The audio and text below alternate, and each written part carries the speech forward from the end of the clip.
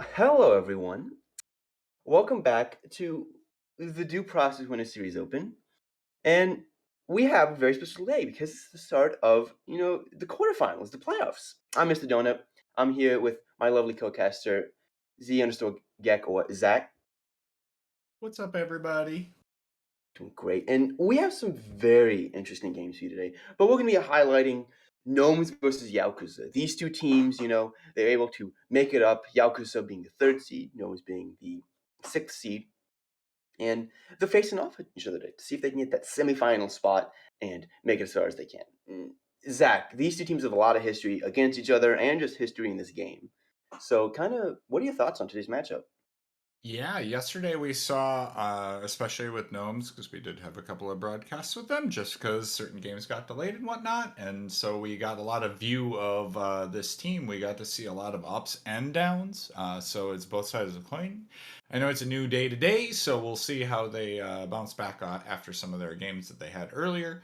So yeah, it'll be interesting to see what Yakuza brings to the table because I don't think we saw too much of them yesterday, or at least I didn't. I didn't get to view many of their games, so I don't know exactly Mm-hmm. what their standings were at the end of that. But Yakuza, really really good team. Gnomes still hunting for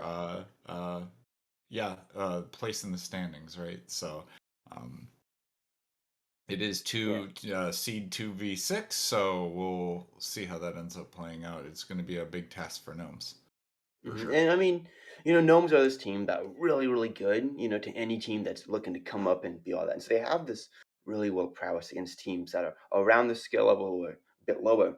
But against really any teams that, can say are better than them, they really struggle, and as most teams should, but they struggle a lot. We saw that in the global breakout game, and we might see it here. But I mean, the game is starting. Yep. And we do see that for the win conditions for Gnomes, I'm hoping that we see Index have a really good game and Nog just play well and they just play as a team. Uh, for Yakuza, I'm hoping we just see some just good aim. This team is some of the best EU players in the business, and if they can capitalize off that, they can definitely win. Oh, for sure, for sure. And that here we find ourselves immediately on Titan Fist.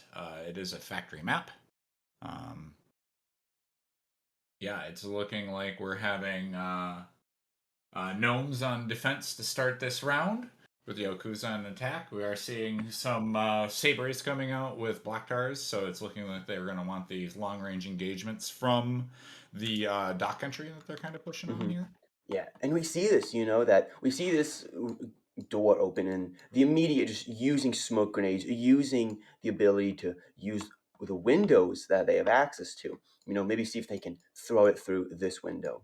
But right now, it's really just asking, all right, Index is the first person to have contact. And so if no one's really want to defend this map, which is a bit open, so it kind of does favor the saber, the mop. And so I'm really wondering, see how Gnomes defend, but also how Yakuza attack this map you know, with Flogel having the clacker and starting to get ready.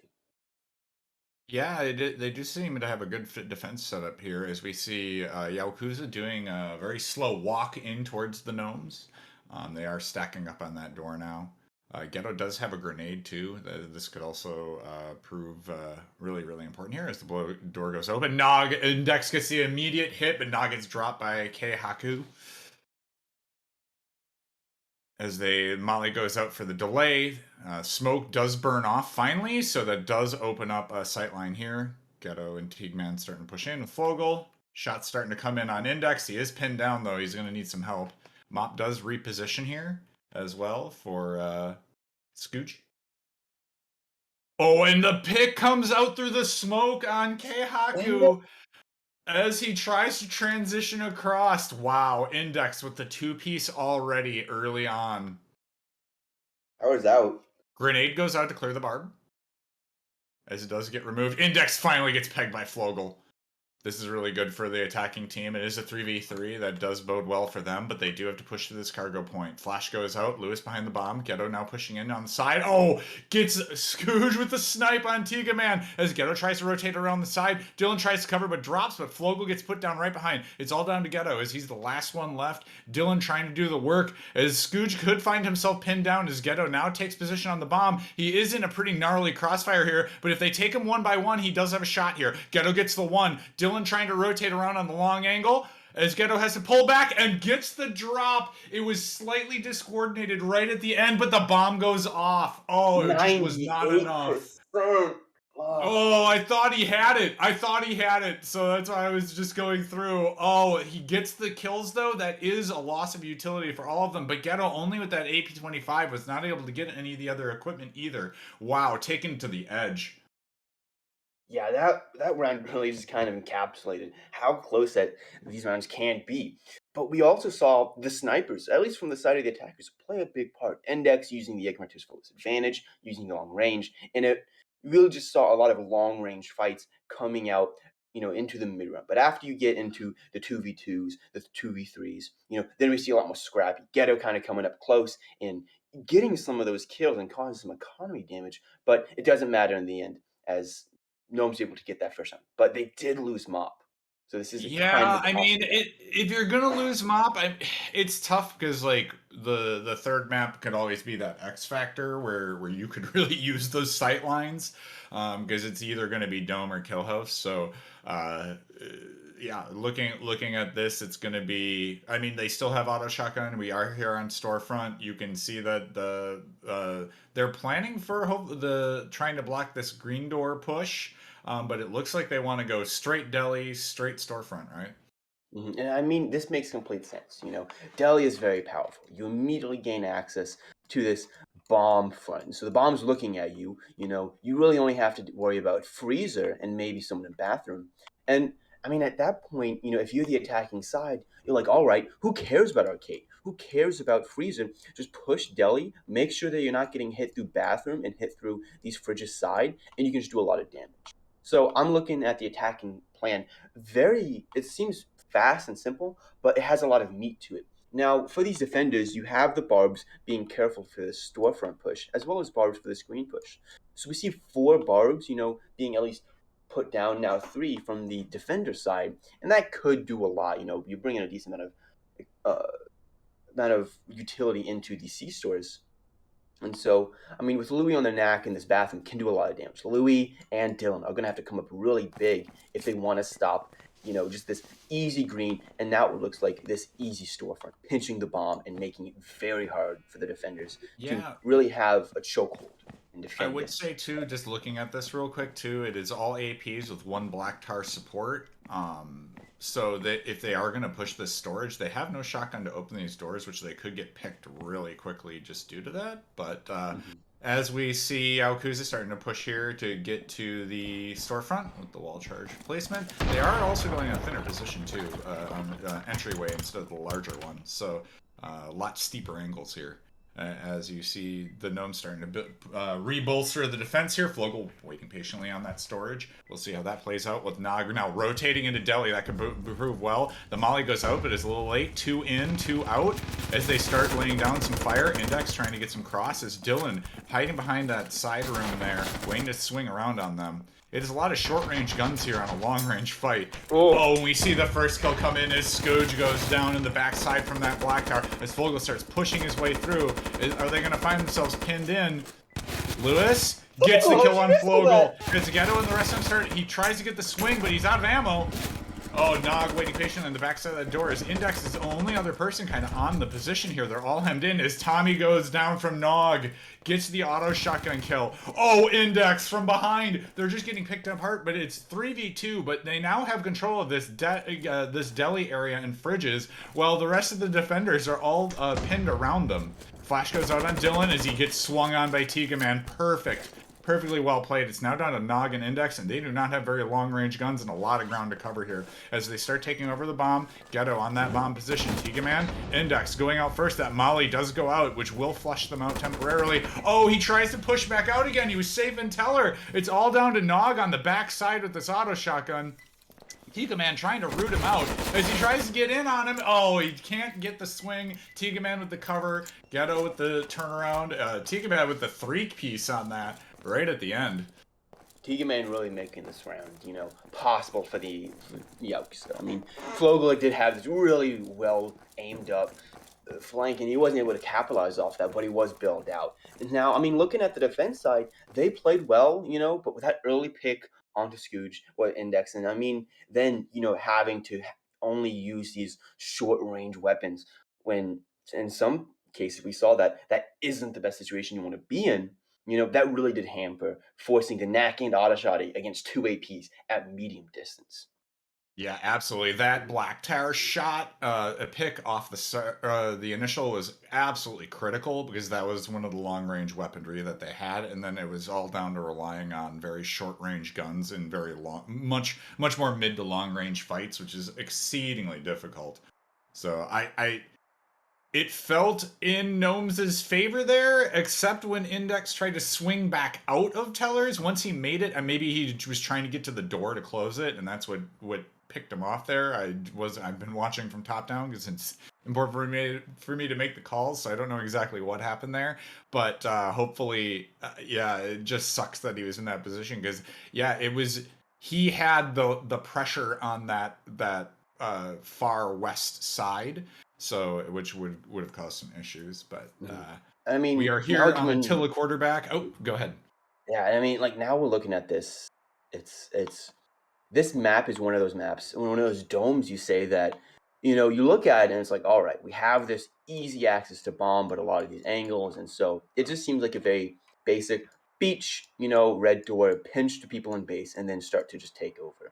So I am really wondering, it's a proven strategy, and it kind of has. We see this a lot through a lot of dome maps, but now, in I guess you would say, in the mindset of both these teams, they want to win a piece. They want to get this last round so they can come up. And they're kind of stretching thin on economy, at least looking from the side of Gnomes, just a bit, but with Scooch taking the tub and not having access to the Igmar or the Mop, it is a bit tough asking Scooch to play these very close range, especially when we see this nade and flash combo that can come out from the side of Yakuza. Yeah, definitely. Yeah, this beach push, it it's looking like their Gnomes is covering for this. So as we see Ghetto and Tigaman in this 2-3 split now starting to come in on this, I don't know how much it's going to help in that north side as they get the kick going in. Flogel's already pushing in way up as now the breach goes out. Molly goes out for the wait, so now we kind of wait that out. Nog giving all the intel as he's sitting in observation, gets to give the callouts. You know exactly how many. Lewis and Index is waiting patiently. You see Scooge on that back side. He is using that tub grenade. Goes out to clear that wire, though. That could be detrimental for the attackers to be able to get this push. I mean, This looking is at just this, really tense. The flash goes out. You can see they want the North to engage. Oh, they get the pick on Lewis. Wow. As they come on, know that there's a Scooch. guy on the backside here, they will rush him and take him down. All right, here we go. This is going to start everything off. Oh, Index does get that pick off the side. It's this double black tar as Nog tries to get from the behind. Oh, man, it is just... Oh, Index actually killed himself with his own Molly. Oh, how unfortunate. You see that Tommy and Ghetto now? It's up to this Dylan just up on the top here. Smoke goes out on his position. Flash goes out as well. That is all the utility now as they start pushing in. It is Tommy and Ghetto versus Dylan. Oh, he's just going to get pinned down in that crossfire and is unable to hold it. Man, it was just there's just so much going on the north side. It was either I focus on one or the other. So a lot of the Oh, kills on that mid area beach, but it just really slow progression, really well played from them as they walk that up the beach side. And I mean, we saw Scoot was able to get some damage out, but it really didn't matter in the end as he kind of just got flashed and flashing it out to oblivion. I mean, there was some really good early picks from the attacking side, but we did see some flashes of brilliance. Index being able to use the AK and Molly combo to deal damage, get a utility pick with Molly, and then also get an AK pick. So it made it a bit more even. But forcing Dylan into that 1v2 situation with a KRM, which is a good gun, but against a Black Tar and, Black Tar AP with good team against good team like enemies, it's a tough ask. Yeah, Keihaku also getting that early again, using that black tar to great Yeah. effect. Getting that immediate pick was really really good Mhm. I on mean, Louis. So looking that's where it was just like so effective for that to be to happen. So yeah, looking at this new map, like Titan Fist. yep, Now we coming do back see around. that yeah, Yakuza is on factory, is on this factory on defense on the side, and so they do have this kind of standard setup. All right, you have this barb right there, you barb green door, and then you kind of just go through here, through the motions. But I mean, with gnomes now, they saw that this plan didn't work, and it can be pretty oppressive. You have to deal with a maybe barb right there, boilers being a very good angle, and then you immediately just get into this very open area. So I suspect that there may be some plans, and we do see the fact that Yakuza is calling out an office play, a 5-man rush, but oh, and they are correct. So there's going to be contact office, contact green, and it's going to be really a lot of gunfights on the east side of the map. And so we're really going to see, barbs like these, not do much work, at least in the beginning. But Yeah, it depends on if they end up rotating towards that power, then those barbs could end up being coming into play, but it's normally not. Um, Power on factory, using it right there is normally not the most common tactic. So you can see the barbed wires going out. Surprisingly, I did like that barb that they had on green, or if they would have put that up on the backside of office, possibly to slow them down. But I think they're just deciding, hey, they're going to go 5-man in this office. We're going to slow them down with mollies. You can see that there's at least 2 out right now.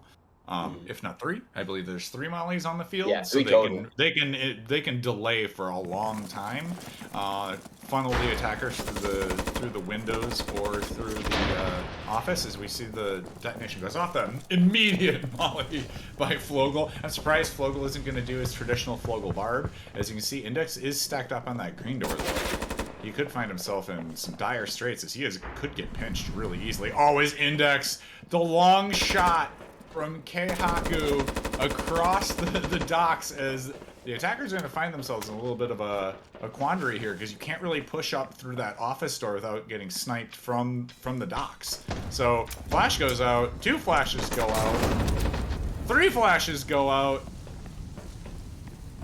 Nog does eventually get down Flogel, but another shot rings out across from docks, drops Index. This office is turning into a bloodbath for the gnomes here.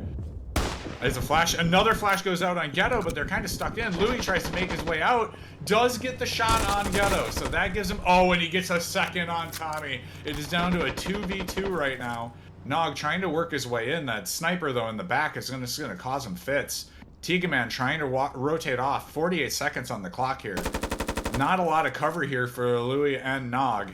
As Nog does pick up Saber, he's going to try to get in.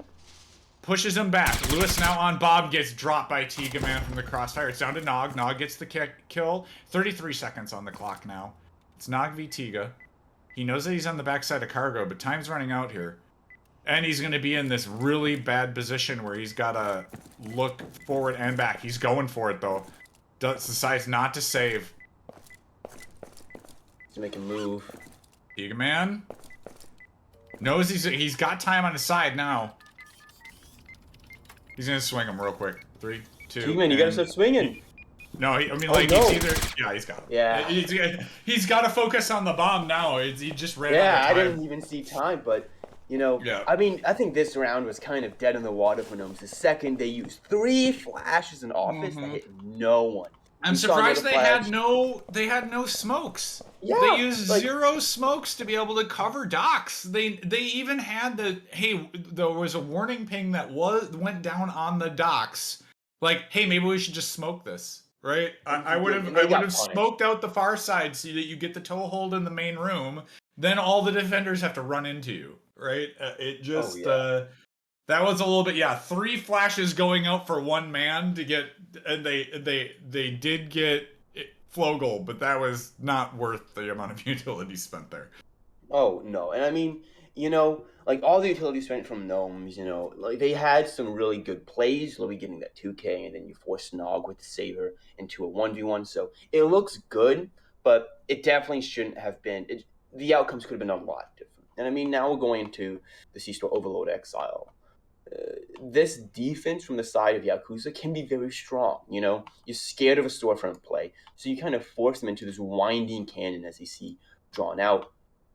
And I mean, if you're off the side of Gnomes, you're like, all right, we use the charge. Maybe we kind of just eco this. We force the storage, we force, into deli, force into freezer, and kind of have this pinch on bomb.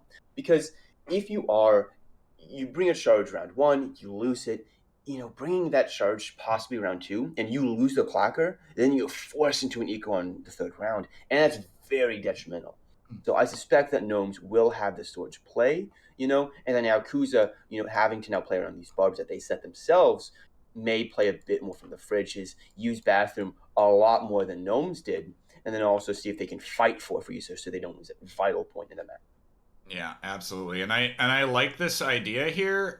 I would say the one thing is I'd love to see a defender just placed here to wall bang this door because as long as you hear them coming through that barbed wire, you can just murder them. Oh, So, of and you course. also have a window for callouts here. You also have teller for callouts here, so you could easily get a really easy wall bang kill off of this door if they try to push through this. Now, granted, what you're trying to do is funnel them through this long section, and again, you can see Hmm. Keihaku is sitting there with the sniper on the large door. He is ready to drop whoever comes Yeah. in. Looks like Gnomes You are have taking this this sight line charge. right off of here. We are seeing a little bit of a difference where you're having two come up to the north and three to the south, so it'll be interesting to see how this happens. But Keihaku is going to be the tip of the spear here, but like Dylan and Scooge are going to have to be really aggressive. As we see, oh, they changed up the location, requiring a little bit of a shift. Oh, you can see Tiga Dylan? Man going down right away with Dylan. Gets the pickup. That means Kahaku has to have his attention pushed somewhere else as Tommy tries to get a wall bang with that knack as it does pen walls there. Fogel still trying to give callouts for here. Ghetto trying to make a swing here. Oh, he just gets dropped right away. They were waiting for him. Dylan did get dropped off the back side by Kahaku though. He did a lot of damage as he is getting pressured though. Is having to back up now. Attackers having full control over fridges. More flashes go out as Kahaku does get dropped. 4v2, this is tough. Yeah, you can now see Nog on. Flogel's trying to make a move here, and it's all down to Tommy and Scooge. Watching that rotate just puts him down. Looks like they are picking up Mop here. Really clean by the Gnomes here on this map. Once they got store control, attackers really had no options. Or defenders, sorry. This was a very smart blow from the side of Gnomes.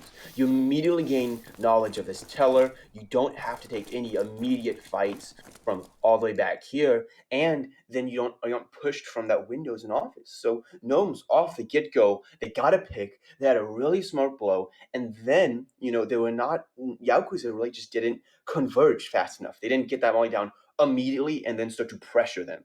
So Yeah, you yeah. know it was just smart play from the Gnomes, and then kind of just miscommunication, or I really would say, confusion coming up from the side of Yakuza.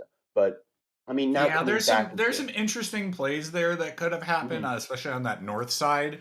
Um, I thought that Flogo was playing a little bit too aggressive off that green. He should have been playing. They should have barbed Kahaku's green side door to slow down Mhm. that attack, and then had Flogel like he could have just been waiting in the backside. Nobody had checked any of the corners in the backside of that room, and he could have just have done a delayed. Kahaku could have just have waited until that door got kicked, and then made the call out for him to swing back on the attackers to kind of divide their focus. But it brings us back to Attila quarterback. A very similar plan getting drawn up here from Gnomes. Mhm. They liked what they saw from Yaokuza, and looks like they feel that they can do the same sort of setup here. It depends on are they going to nade this barb. That's one of the key factors I think that really led to you saw that Scooge ended up getting really, really flashed here. And as long as the barb still remains, it does mean that that long range support possibly could get a really strong pick here off of those stairs. So that's the Definitely. issue was is that they were able to just flash it and then rush. so it made it really difficult for Scooch to hold that corner with the tub. So, Yeah. yeah, but I very mean, similar setups. The barbs are in slightly different places. You can see that before they were a little bit further up here, and now they're much further back. Again, there is not a lot of cover out here, though, so if you're going to play off of that, it could be really difficult. Again, Fogel sitting in Alps or proper callouts. I mean, this plan just makes sense. You don't want to post observation. You don't want to be funneled into this pit unless you're really going to put that bum rush of power, but then you have to fight through ruins. And I mean, this kick down now, this is all just making sense from the side of Gnomes. Yeah. Yep. And I thought it was going to be a reverse 3-2, but it is playing out the same 2 on the top, 3 on the bottom. Looks like Nade. Nade goes out, does clear the barb. Very important, as Nog and Index now are pushing in. Flogel giving full call-outs for what's going on. Oh, and Scooge with the snipes. That mop doing work already for them. That was recovered from last round. We do see Lewis takes out Tommy as well as he pushes in on the side there. I thought Tommy actually did like way more damage there. Tiga Man, Scooge drops another. This is coming apart. Ghetto getting taken out as well. It is all down to Flogel now, and he is in pit, has a long way to run to try to get up here. He might not even make it before that bomb gets defused. He is just in a bad position. Lewis holding that corner. And attackers just get the defuse while Flogel might get the revenge kill. He's out there just trying to survive. Oh, does get the mopper. All right, that's good. All right, Flogel, last stand before this happens. Yeah, trying to hold for the half. Eventually gets drawn. Yeah. Going out trying to pad those KDAs, right? Oh, of course. And I mean, we look at this and it's like, you just saw like smart shots. Scooge, he got the proper callouts. He knew where these were going to be like coming from. He just knew what was going on for the entire time. And it was just these shots. And then Louis making those contact plays, like getting kills off the and just being able to allow the Gnomes to steamroll, really won them that round. And Yaokuza, Yaokuza now in Helios Fox's kill house are going to have to now think about that. All right, we have Louis making contact plays. You have Scooge sniping pretty well on the mop, and then also Nog sniping pretty well on the saber. So I think now Yakuza want to start playing a bit more, close. They know that Gnomes' utility for flash placement isn't the absolute best. We saw that in the first half. So just play around on the button, give up Volt if you really want to. Maybe have one in Brick House so they can kind of measle around and see if they can get a flank, but defend that and see what they can do. And we might not see that as there is a barb in kitchen hoping for a reception play, which does call out exactly what Gnomes is doing. And so it seems that Gnomes is going to come through reception, blow this door so they can get an easy, fast, and not worry about a barb, and then just continue to go in. So from the side of Gnomes, this looks like it's going to need to be fast and efficient. The second you get stocked up, you're like, oh, who has the next flash? Who does this? Who does that? Then it just falls apart. That's what I'm worried about here. They're showing a lot of we need to have utility here. We need to have utility here. One wrong use of that utility, and this plan is going to fall apart real quick. I will also say from that previous round too, that loss of the mop was absolutely critical to the Gnomes win there, because without having lost the mop on the C-store there, it caused them. They had already lost the saber, so they had no long range weapons besides. So giving that up was kind of critical for Gnomes to swing that victory there with Scooge's 2 kills there on that kill dome. So it does bring us over to this again. I think the defense here put down by Yaokuza is going to be really tough to. I mean, there's just barbed wire at most of the chokes, and I will also say this: the door charge, which they had placed so much importance in, the barb is in a different location. So now what do? And I mean, you use this grenade now. It's not. You're not should grenade this barb. You're gonna get stuck otherwise. Yeah. You gotta grenade this barb. I don't know why. They're not, and they're just getting wallbang. They're gonna get torn up. And okay, and now the barb does come out. Okay, so they did have a delayed barb there.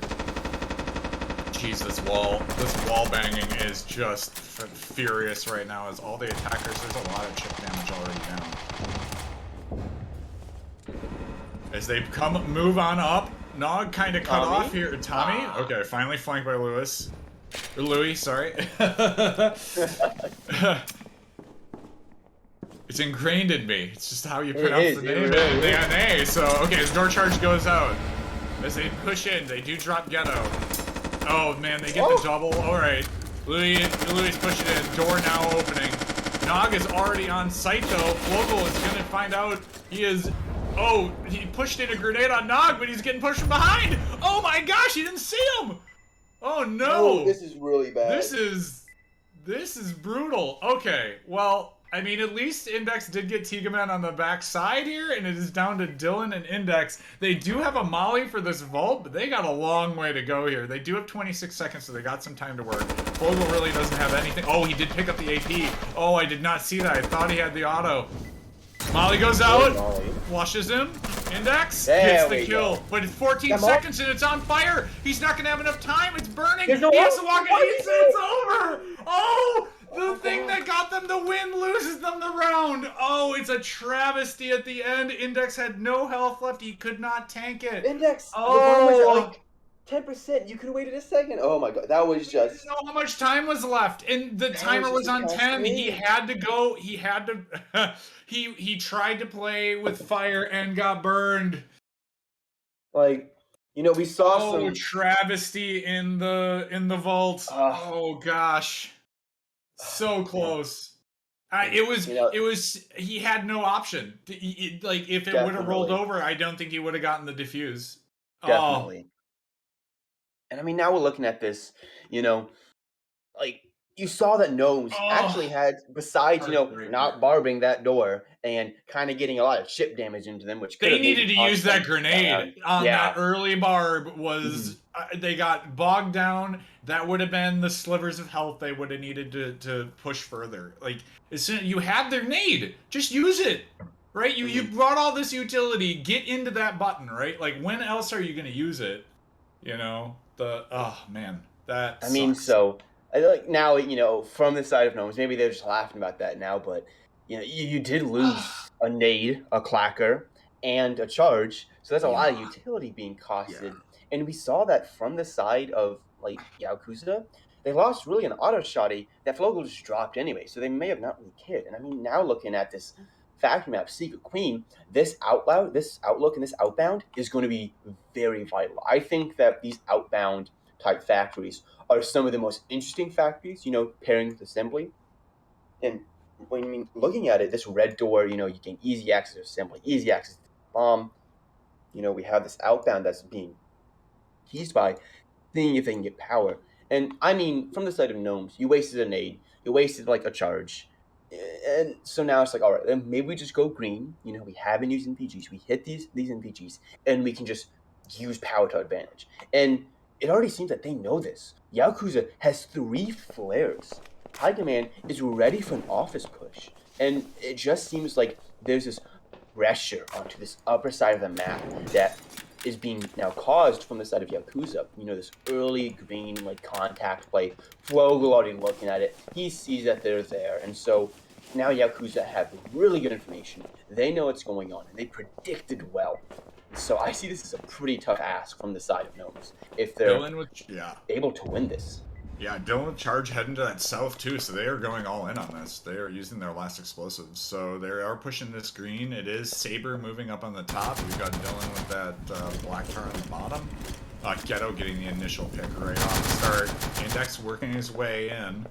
Tigaman now trying to ambush. Nope, gets dropped right away. Ghetto also on the backside. Index with the double. Man, that was so brutal. Lights do go out as well. Heck, Dylan, why do you even need to put the door charge down? Your team already has this. Although he is looking for this, Vogel now watching out that backside. Is going to have this engagement here. As they are starting to push this assembly. Nog now. Oh, Dylan gets dropped. That is so key. Vogel does try to swing though and gets immediately taken out. Yeah, again, I feel like this north push is so strong. Dylan just needed to be patient and wait. Smoke does go out. They do throw the flare away. The shot does get wrung out from... Oh man, they are putting so much pressure. Yeah, okay. Kahaku is going to go down with that mop as Tommy is the last man on the backside of this bomb. They are looking for him. They don't know where he is. Index Somebody just needs to watch that one side. That's all you need to do. Nog swinging, taking a look. Nog gets dropped right away. There we go. Oh my goodness. Scooch finally getting that last drop on Tommy. Poor Nog. He was like looking for him. He's like, he's got to be around here somewhere. Yeah. He just didn't know where he was gonna be. And I mean, you know, like I did say. Well, they gotta get the clacker. Oh no! Oh no! The power's out. Don't. Oh, they are so screwed. They can. Oh no! That's. I mean, they can get time. They can wait until like 20, oh yeah, okay, like yeah. 2 seconds. I thought they had diffused. Yeah. That's why. Okay, good. They made the call. Thank God. I thought they had diffused. I thought that, so I didn't see that they had not completed the timer. So okay, good job, Gnomes. Good call. Clacker recovered. We are a-okay. It is Sniper Mop. So going into this next map, this is gonna be absolutely brutal. This is very well. You know, you give two really good players, Scooge and Nog. You give them the snipers. You're like, all right, we have the long ranges covered. And then you also saw that just Index made contact plays. Tigerman missed his tub shots, and Index just got 2 kills for free.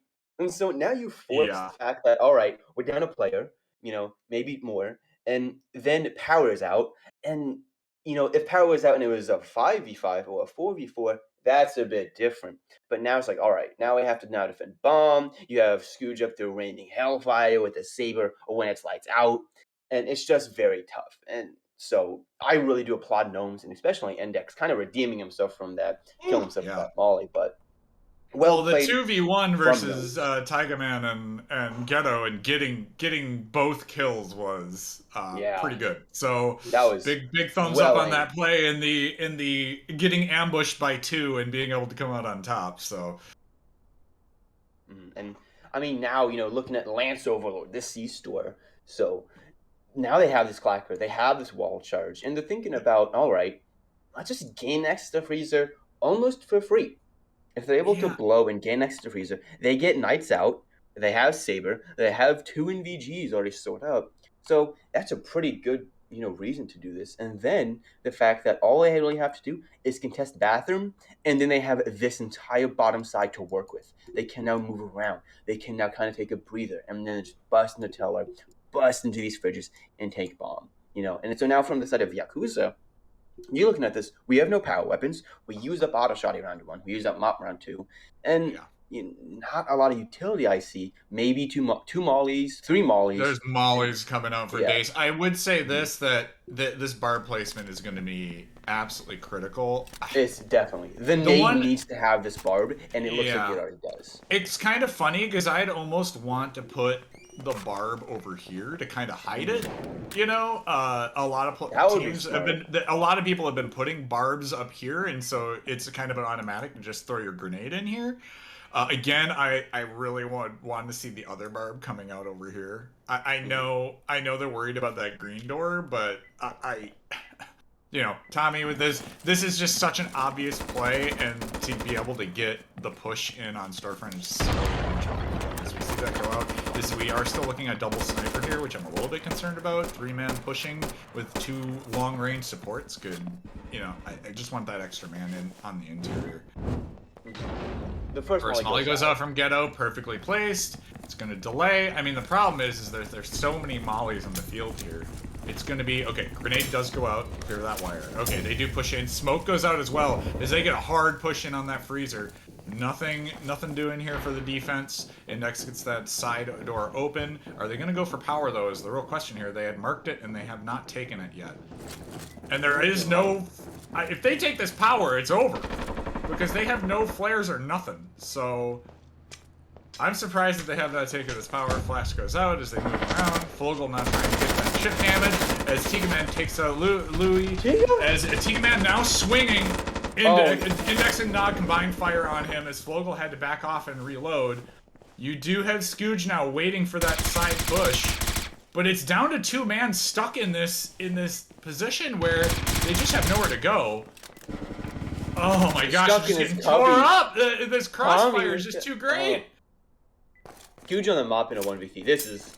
Yeah, this is gonna be... Yeah, it's gonna get over real quick as he tries to push in. Close range snipes! Oh my gosh! He might have a chance here. Scooge could be the... Yeah, well, yeah, I mean, he use that to his advantage, definitely. Yeah, yeah. He's gonna get flanked though. This is gonna be all over. Tommy slowly gets the molly out. Oh, Scooge taking so much damage. 15 seconds. There's just not enough time. He's trying to pie off this room, but oh, he tries to get the shot through the door as he's reloading. Tommy now following behind. Ah! The crossfire Yeah, just too strong. Oh yeah, man, and I yeah, it's mean, just too much long range look at support all in this that. close range map. Yeah, it's just They just Dylan needed to just to push. use the crossfire. Well, yeah, but Dylan was their shotgunner, man. He's their breacher, but you need to push Teller, man. Like, you need to Hmm. clear the Teller room more than anything else. Like, And get then he that took guy a out of fight. there, removes that point of Mhm. pressure, right? Like, charge that man in the Teller, or you know he's going to be sitting in there, right? Oh yeah, and I mean, he like Dylan with the shotgun. He took a fight and like he just I think shotgunned the door in an arcade without any like backup or all that, and he rushed in and just died. And so you now not have a Yeah. shotgun. You now have to deal with the fact that all right, there's someone in the bathroom running around willingly, and there are already two or three other players who you haven't killed yet, and you're down utility. You're now down a player or two, so this is a bit tough. But Yeah, Tommy with maybe that. Yeah. Yeah, go ahead. Tommy played well. Like Tommy Yeah. using that. So Well, did Flogel. that You have to admit Flogel like did some Well, he was damage. doing it was perfect call outs from Flogel, which let Tommy get into position, and then he's like, hey, they're hiding in the corner here, drops the knack through the wall and just obliterates Yeah.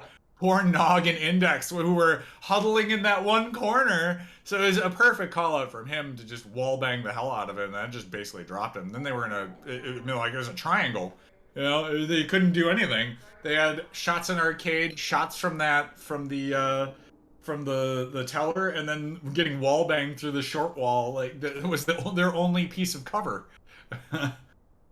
And I mean, now we go into this Helios Fox.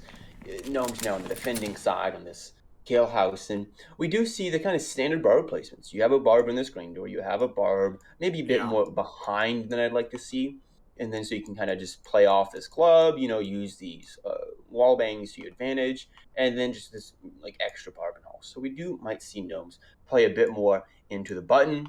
Then we yeah, did see that a bit more aggressiveness from Yakuza and Kitchen. So I do suspect from the defender side at least, one in Brick House, like two in Club, one near the hall, and then Scooge doing whatever in reception. But for the attackers, like there's no barb here. So they can kind of just now have this access to Kitchen. This wall bang doesn't do too much, because there's no audio cue. yeah. And Nog and Index are going to have to do a lot of damage through these walls if they want to be able to really have a I shot like at this this point player. of pressure here as they start swinging through. They see Well, the they door is expect it? kicked. Yeah, they did see the door is kicked, which, Yes. oh, he rotated out already. Oh, I thought it was going to be. But now you have this point of pressure, which is kind of scary. Scooch is trying to do damage. Okay, that was a lot of bullets just used on a whole lot of nothing. I mean, that's actually quite good. So as the wall, I don't, Nog, you can just chill out in the back there though. What All I right, like shot about goes this is out on that that kitchen. Nog just trying to put that initial chip damage. I really want to see. Okay, so Flogel and Tommy now are forced to push this instead.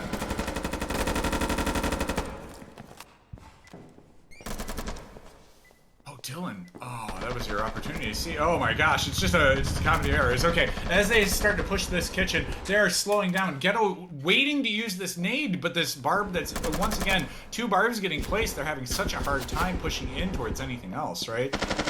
They keep hearing the barbed wire, and then, the Teagman does slide through, does get the shotgun on club door. Louis and Nog waiting impatiently. Oh, and so good Molly comes out from Index. Once again, backs them up. They have to move back into that barbed wire. Oh, if Index just unloads here, he's going to get so many kills. Was that the Oh, nade? Flogel with the flank. Flogel does get dropped immediately as Index now working his way around, trying to get the rotation. Nog now swings, gets Tika Man as all hell is breaking loose. Lewis with the auto shotgun is getting dropped. Dylan and Index now are forced to rotate back to be able to hold the door. As Tommy pushes in, it's down to Index and Dylan here. Oh, a good molly as they swing in on him. Dylan, nice, Oh good flip. no. It is down to Dylan and Index and Tommy with no utility, and they have control of bomb. No time left. No time left either as Tommy gets dropped. Wow, what a good patient play from Dylan and Index. I mean, Nog and I Lewis just did want a really to good job holding definitely. that I just want to clutter as point well. out, like, that with this door kick and Scooch, having this early pressure, Flogel wasted a smoke and a flash on nothing. So he kind of Yeah. just faked, like, well, there it is.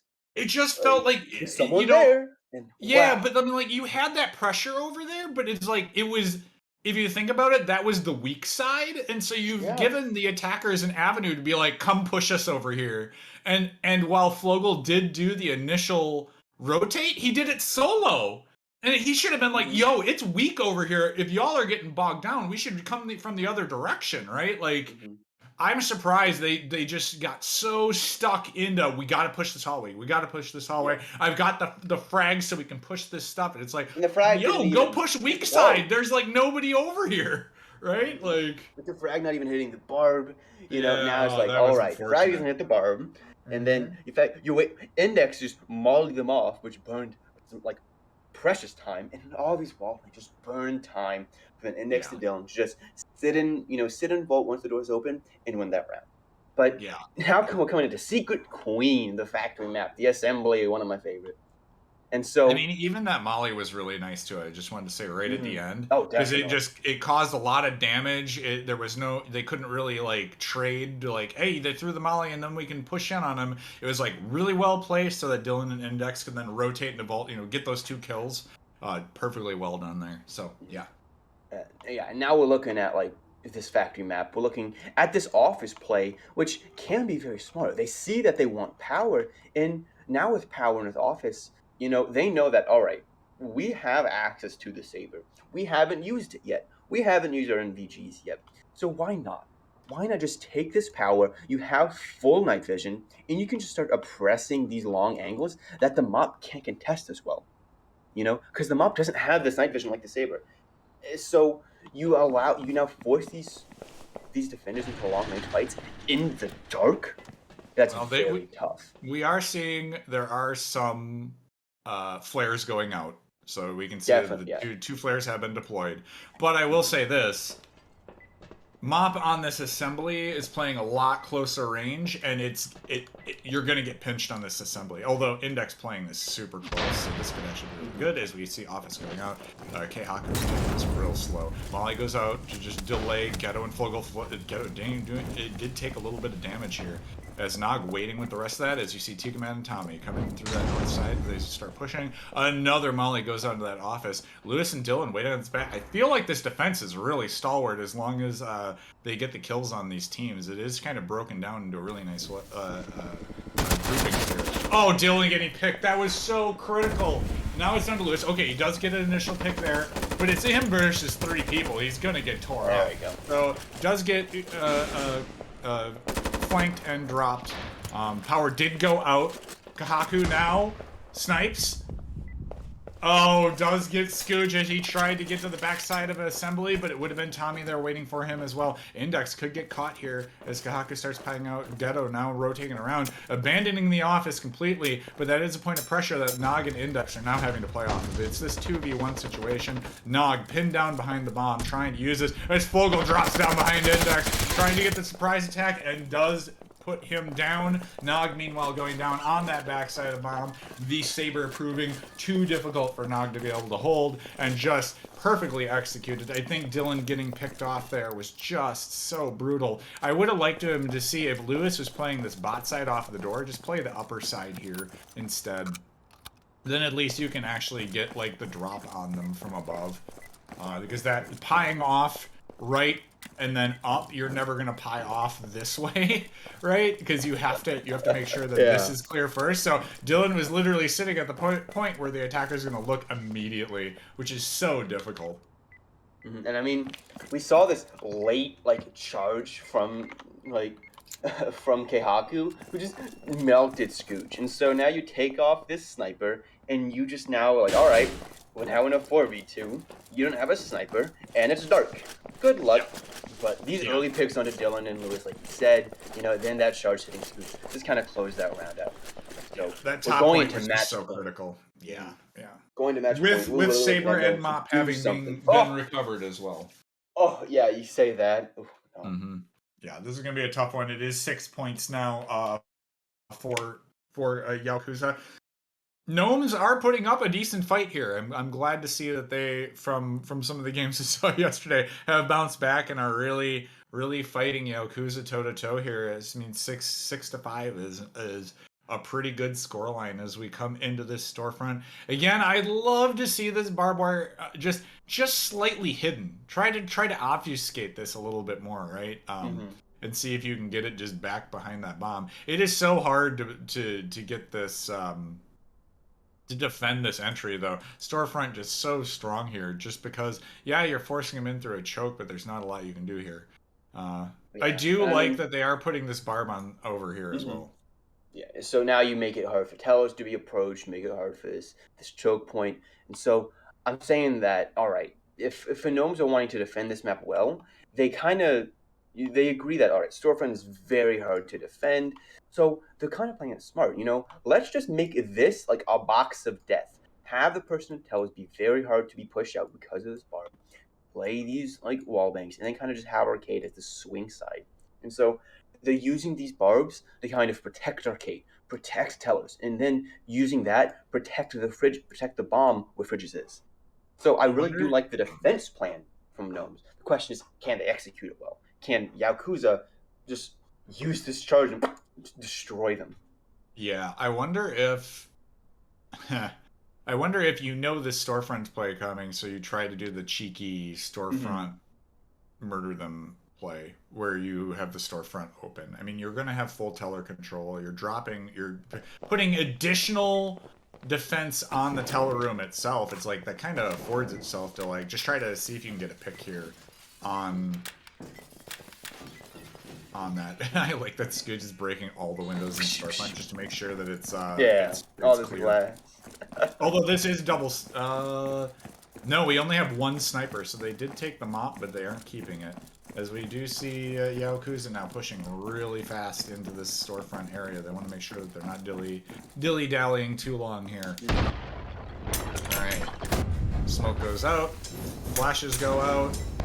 Flash goes in. Oh no, Scooch had the door open. Oh, he Oh, does get one. one though. Does get Okay. taken out Tiga Man right after. Lewis just holding that bomb point though. If he swings it, he could get a kill. Another flash goes out on top of him though. He's probably full white. Ghetto going Kahaku behind. watching that freezer like a hawk though. This is gonna be savage as Ghetto pushes in. Does get taken out right after as Dylan drops another. Oh, Kahaku. It is down to Index. Index and Louis in, but Kahaku, it just fell apart so quick with Flogel. They tried to take control of that bomb area. Good picks from Kahaku as he starts moving in. The frag did not remove the barb either. Oh, and the Mm, tie comes in as the Louis one tie. shots.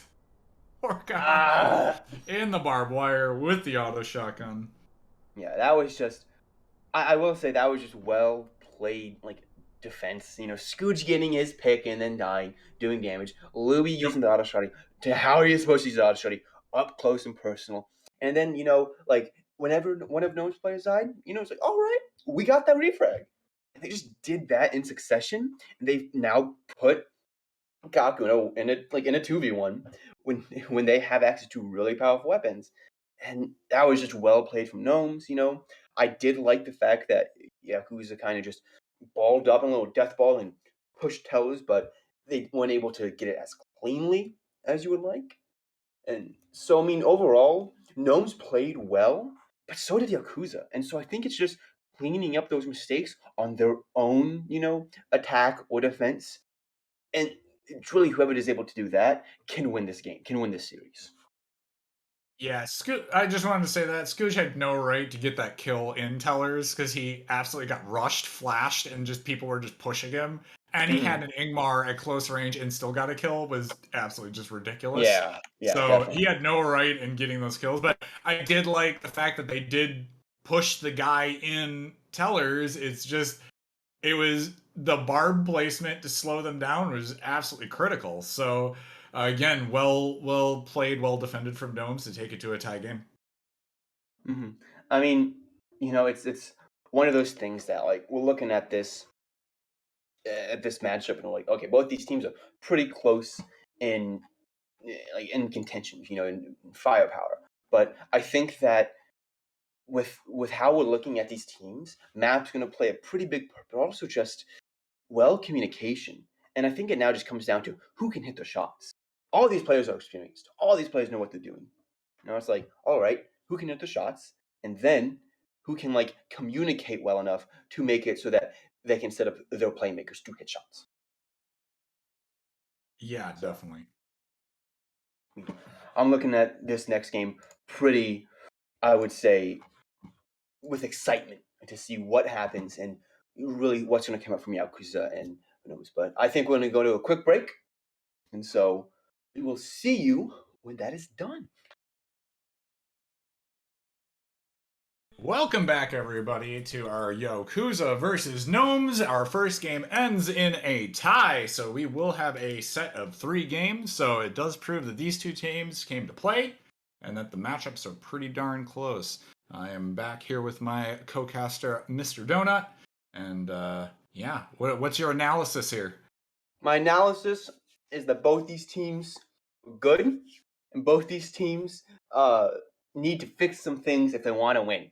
I mean, that's very general, but you know, I mean, we look at Gnomes. We look at the side of Gnomes, and it's like, all right, you guys have really good aimers. You have some good snipers, but your utility usage ain't the best. You can't. You miss some smokes, you miss some flashes, and that really kind of just hit you down.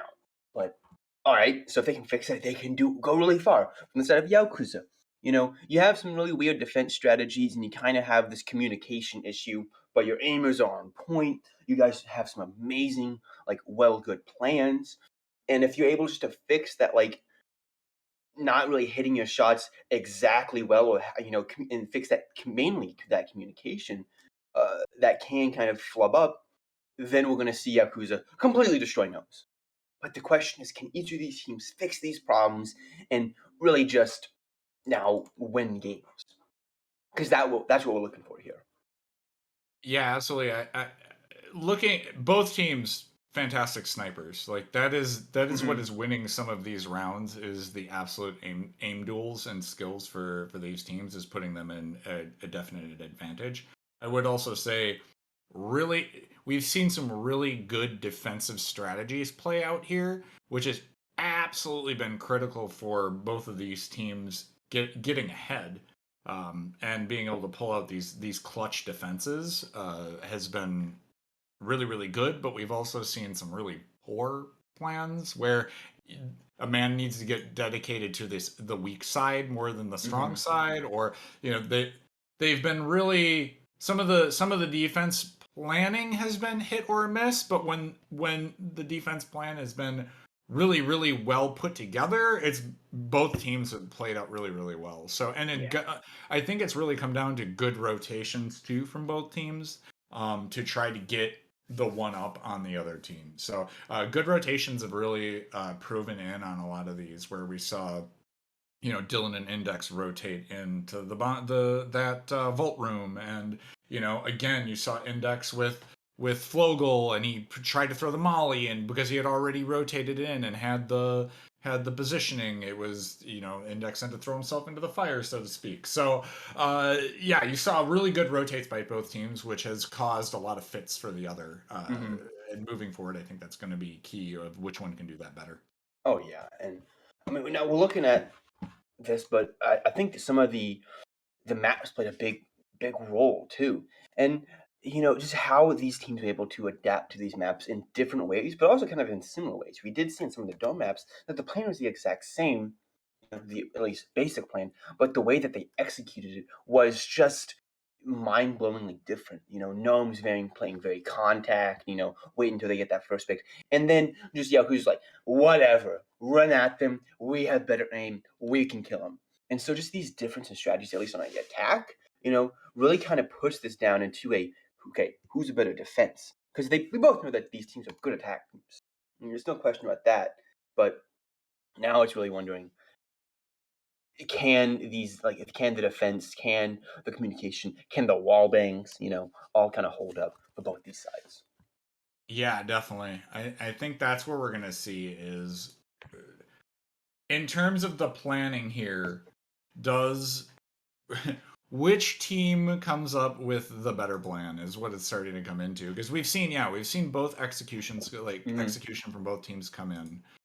Each one has had again similar defenses, but then each team has kind of on the attack tackled them differently.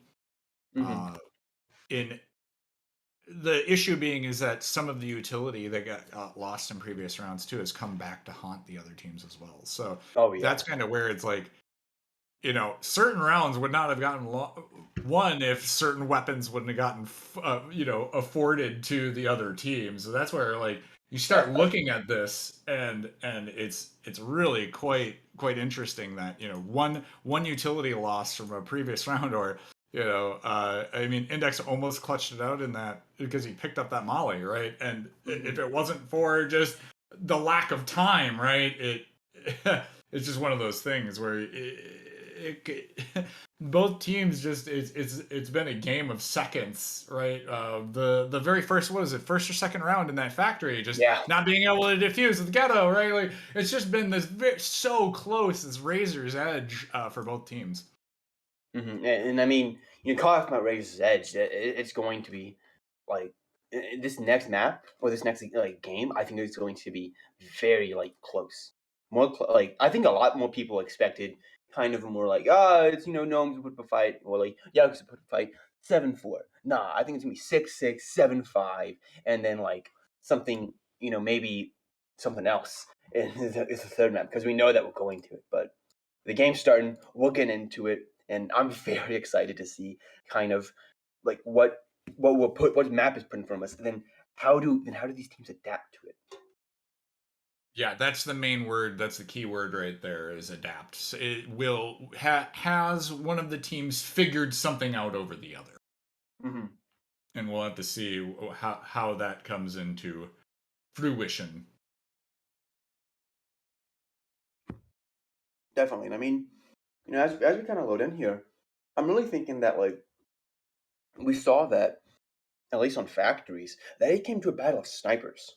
Well, they had a lot of influence at least. And I'm really wondering if Geihaku, can kind of step up and just play to their absolute like best. Because they were such a good player. And if they're able to use that sniper to its fullest extent on some of these more long range maps, I'm kind of favoring it to Yakuza. But then you're like, all right, you favor Yakuza. Then we just look at this side of Gnomes, and you have Nog on the Saber and Scooge on the Mop. It's so tough, and I'm really excited to see what happens on this map, Grey Atlas. Yeah, it brings us over to this first of the round, which is the C store. You can see that they're worried about this storefront entry, but we are seeing that the wall charge might be getting placed on this other side. This is one of the things I do absolutely love when C store has two separate areas and then like a blank, because it's not just like one straight wall. It requires you to think a little bit more like, oh, well, if we come in here, we might get pinched, right? But if we come in here, there's a lot more shot angles that can get taken on us, right? So Mm-hmm. I do like when this happens, or even when you have like storefront here on this side and then like one over here, right? Because it kind of gives you like these interesting entries where it's like, well, we could take this really short way, but it's much more exposed, or we could take this more difficult direction, but it gives us more cover. So it does make you have to plan that out a little bit more. Again, we see that Gnomes is kind of their defense right now, getting laid out. 4 barbs on this map, though. Index has an extra one here as he's in the freezer as well. So the question is, was there a miscommunication there? That's a lot of barb to take right off the start. Dylan and Index now kind of moving in. Tons of windows Mm-hmm. also in here. As Full starts by kicking in the green door. I'm not sure I like this where you put barb here and then have nobody Don't have going someone except in for it, yeah. Nog. Nog is just waiting to swing. That But the storefront charge bomb goes goes out. out. Nobody in Teller either, so I mean, now we're Molly, looking good at this. Molly. Nog with the Okay. And shot, now is Nog gonna and get then pinched? No, oh, Flogel pushes him all solo. All you. yeah, it's this is now we're asking for tough because Nog is looking at this. He has his mistake, but shots ring up from Index, so he's able to get some damage and he's able to get Tommy. Nog with Shep, that doesn't matter. Get him this time. He's really having a stalwart fight with Gehaku. but is immediately put down by Ghetto. Will have to take him in a 1v3 situation as just this kill start to ring up from the side of Gnomes, and so does the defense. This entry was shut down before it could even take hold. We see Tiger Man kind of dancing around, seeing what he can do. He knows that someone's in fridges, but he's just trying to get some type of like angle on them. He sees that he hears that there's shots at least near the side of Freezer, near Delhi, but with very little information and no utility, it's going to be a very tough ask for Tiger Man. As they start to move around, Tiger Man sees movement, he sees an enemy, and he starts to shoot. It doesn't matter, Scooch gets into that Telos quick, able to kind of just keep himself alive and keep that gun. Tiger Man starts to push onto this bar, nothing's going on. Dylan sees him, Dylan rings out shot, pushing Tiger Man low, and Tiger Man's now just going, I think he should save and get that back out. Yeah, He believes in gotta himself. get out of here. He believes, Dylan ringing around, he starts to beat Neon Bomb, he starts to use Dylan Peace. So does Index, so does Scooch, and then they all get there and they just bring him down. Ooh, what I guess it's a defense. Wow, Yeah, the that pack was of like wolves. Yeah, the pack of wolves circled. Let's be real there. definitely. Nog did a lot of damage. That was what was key really there. Right off of the start, and then with Louis being able to kind of clean up on the side, it was just such a good setup there. When Flogel pushed solo, that kind of started the dominoes falling, because then you have this point of pressure from the side. It has to get cleared out. There's no other way around it, right? Like it's just brutal. It was brutal. Definitely. And I mean, now we're looking at the side of Gnomes. We're looking at them like you have this round, you're able to keep a pretty decent amount of players alive. And so now their economy going forward is going to be pretty well. With the wall charge already used up, you know, how is Yaokuza kind of now going to start to approach these next few rounds? Yeah, exactly. I mean, with Tiga Man not without him saving, you're down a clacker now. So it's looking like there's all in play on this on Leopard Pistol. I mean, this factory, they're gonna go for this office. It affords you, while you do get, I mean, bomb isn't server farm here. So I mean, yes, you're taking office. You are getting this rotational point, so nobody can really rotate through this area, but you are getting choked in through a small little door. And then you have anybody that's playing back off a server farm. You have anybody that can come in off of the door here, right? I will say this, that having the barb placed here is going to be kind of detrimental for the defenders, because if you lose server farm, you're kind of donezo. So it just depends. If the attackers just bust in here and just beeline it straight ahead, get the frag out, and get control of the server farm, I think they'll be in okay shape. If the defenders are able to swing in and funnel in behind and nobody's watching this office, or any damage really gets done to them as they push through this, it could be really, really tough for the attackers here. Yeah, I mean, we're looking at this now from really the point of view of, okay, so we have now this clacker charge from the side of Yakuza, hoping to see if they can get this immediate entry into office, maybe this entry into docks. They kind of see this office play, but Index kind of playing contact point.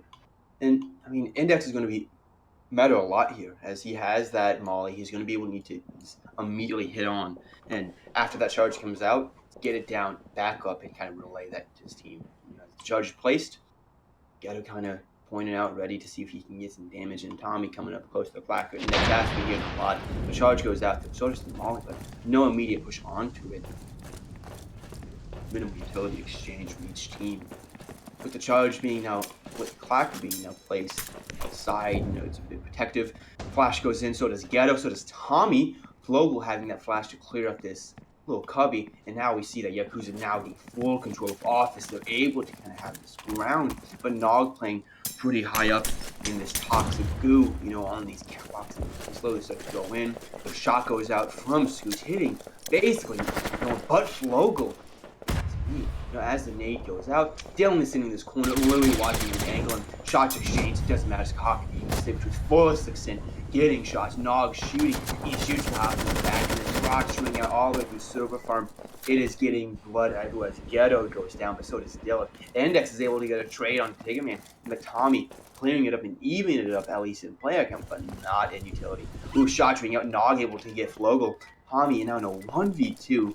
He's forcing himself to substitute his bomb, but with both Gnomes players on these doors, both with strong weapons, it may not matter, and it does not matter, as Nog gets a 3k in total, killing Tommy and making this 2-0 for Gnomes.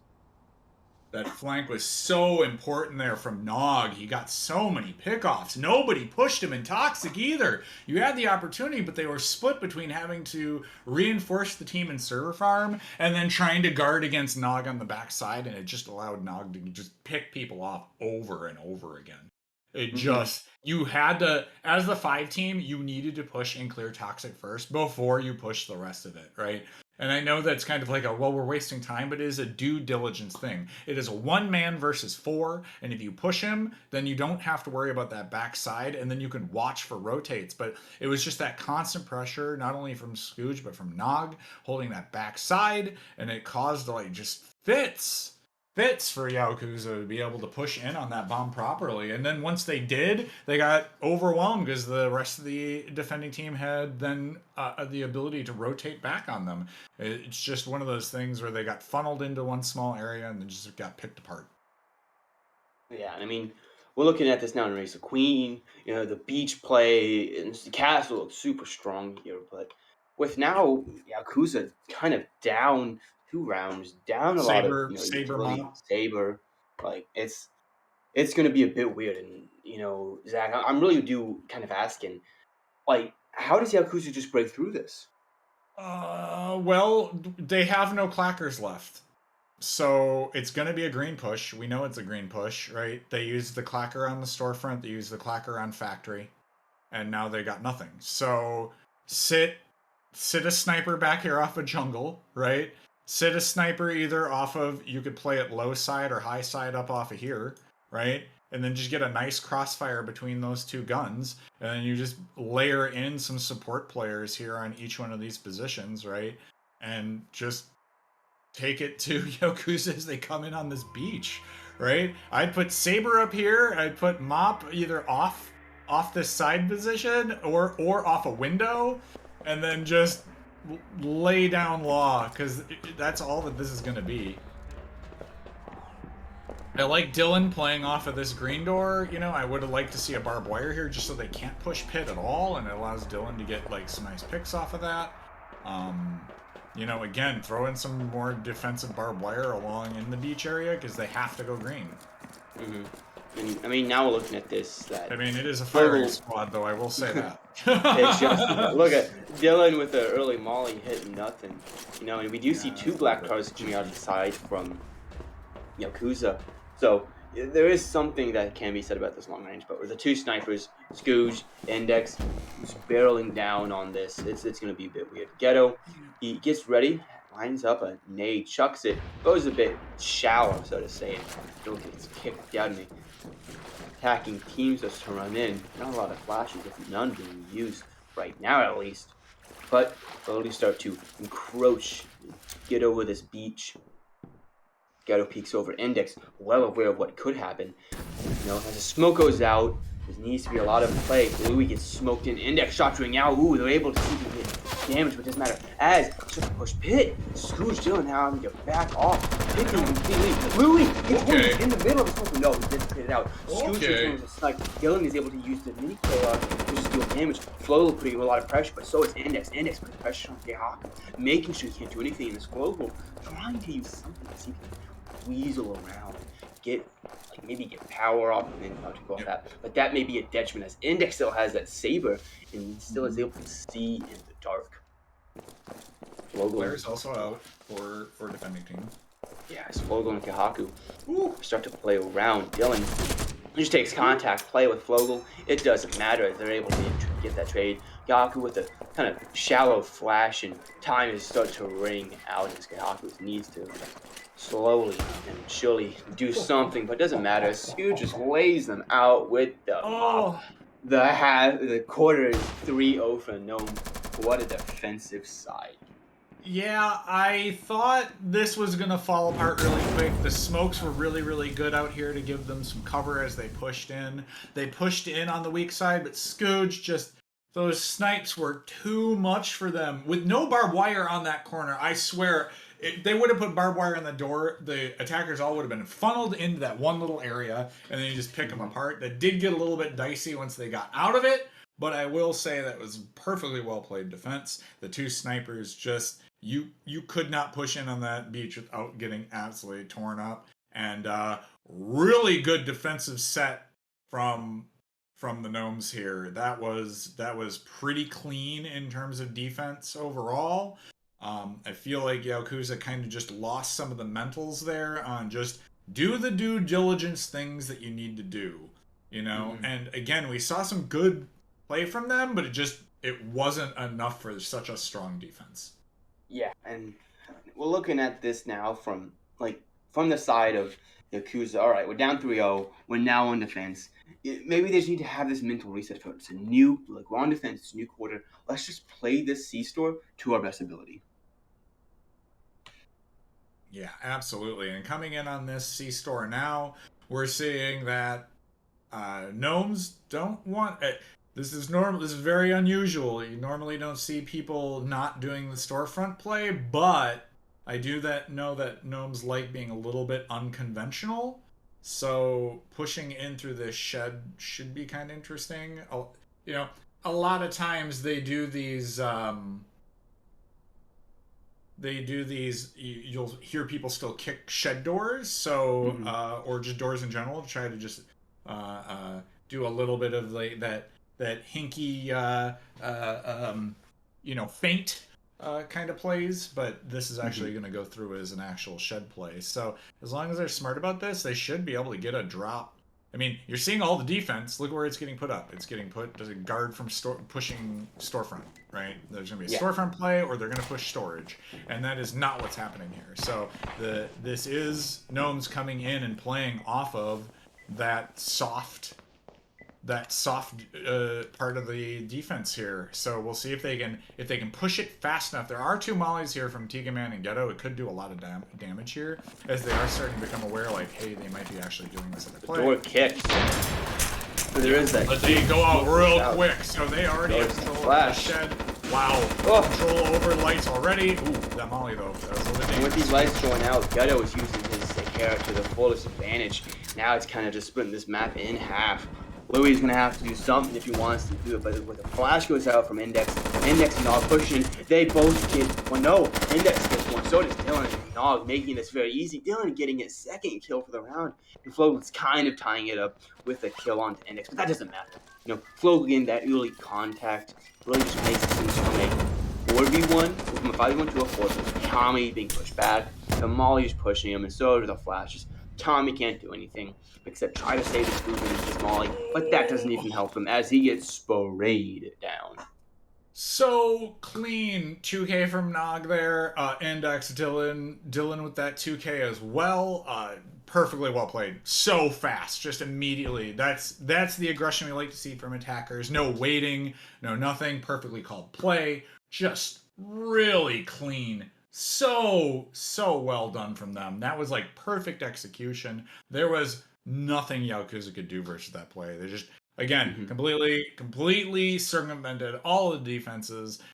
Where are you going to use those mollies? It causes a lot of chaos. The attacker's already in the main room. You're just trying to make things work at that point. It's all reactionary, and when the attacker's plan is coming to fruition, it's really hard to try to, unless you're winning like perfect aim duels and just dropping people. It's so hard once the attacker's plan is unfolding exactly the way they want.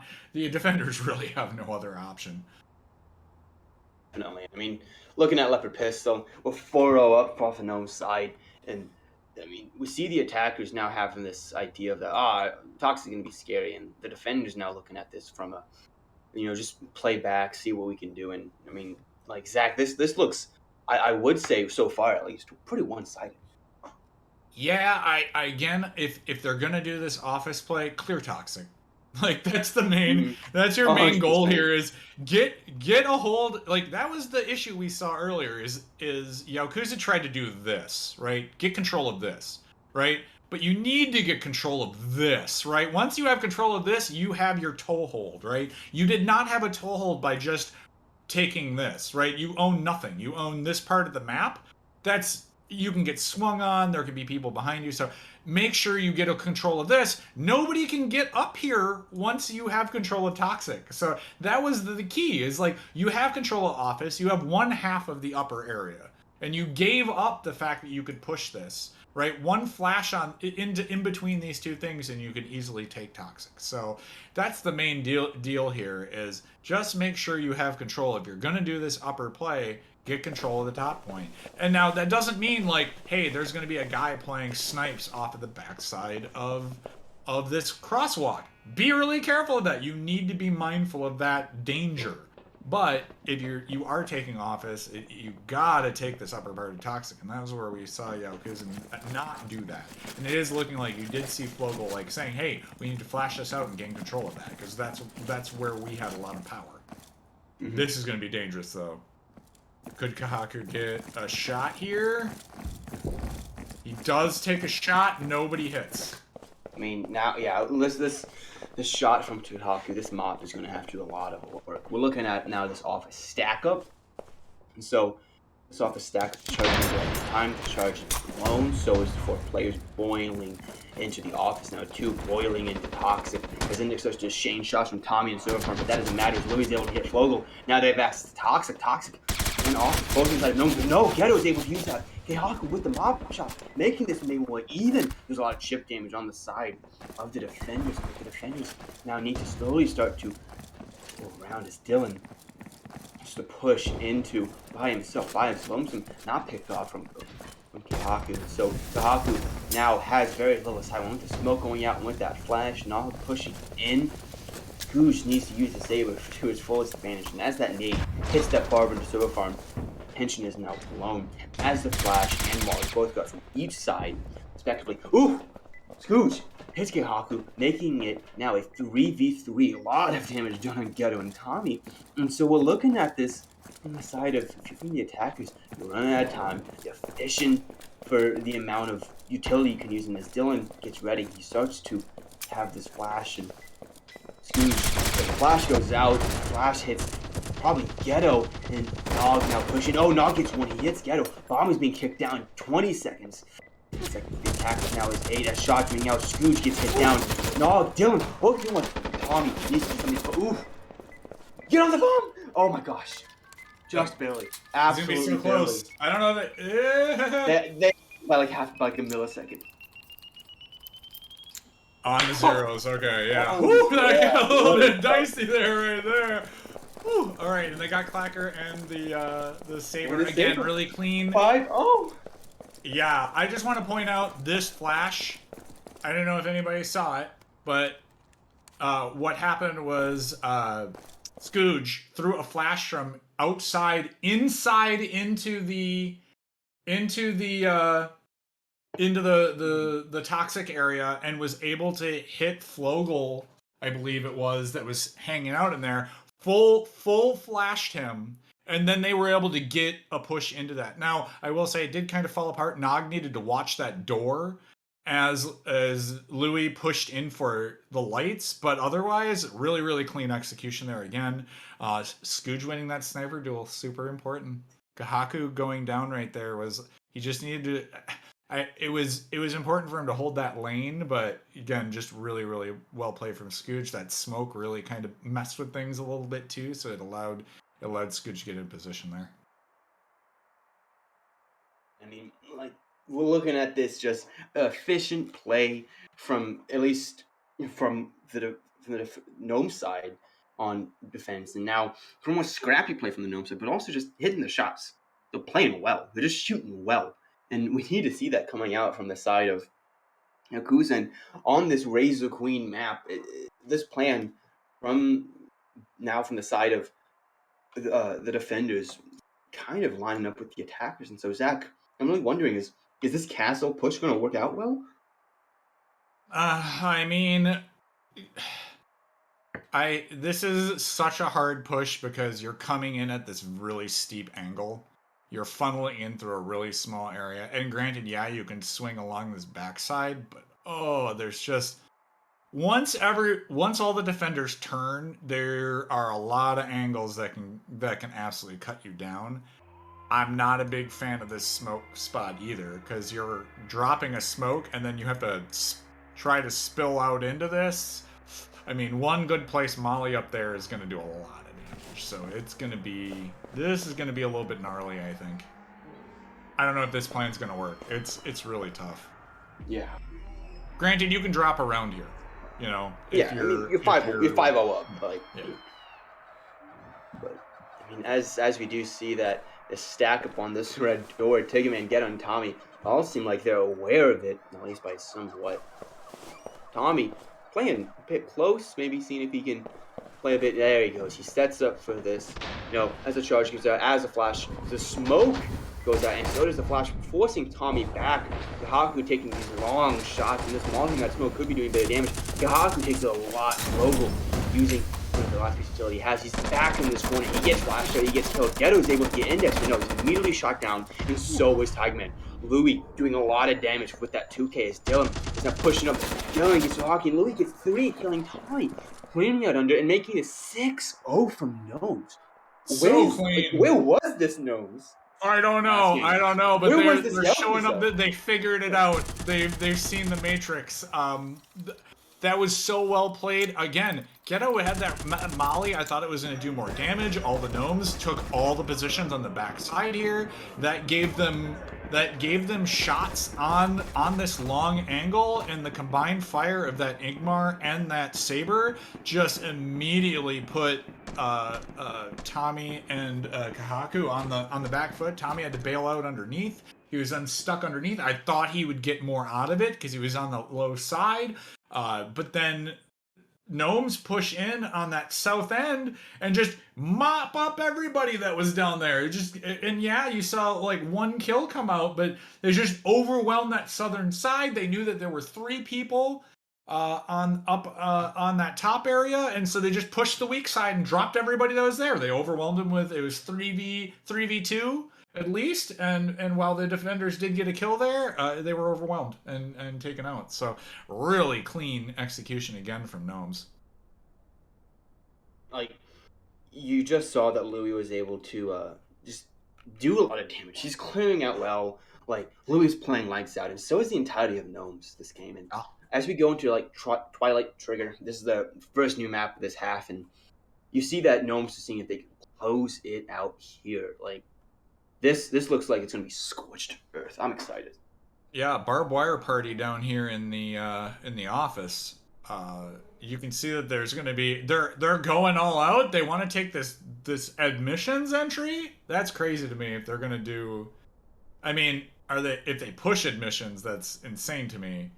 Yeah, I mean, this is so dangerous. This barbed wire, like the fact that you can just wall pen this door is just a nightmare.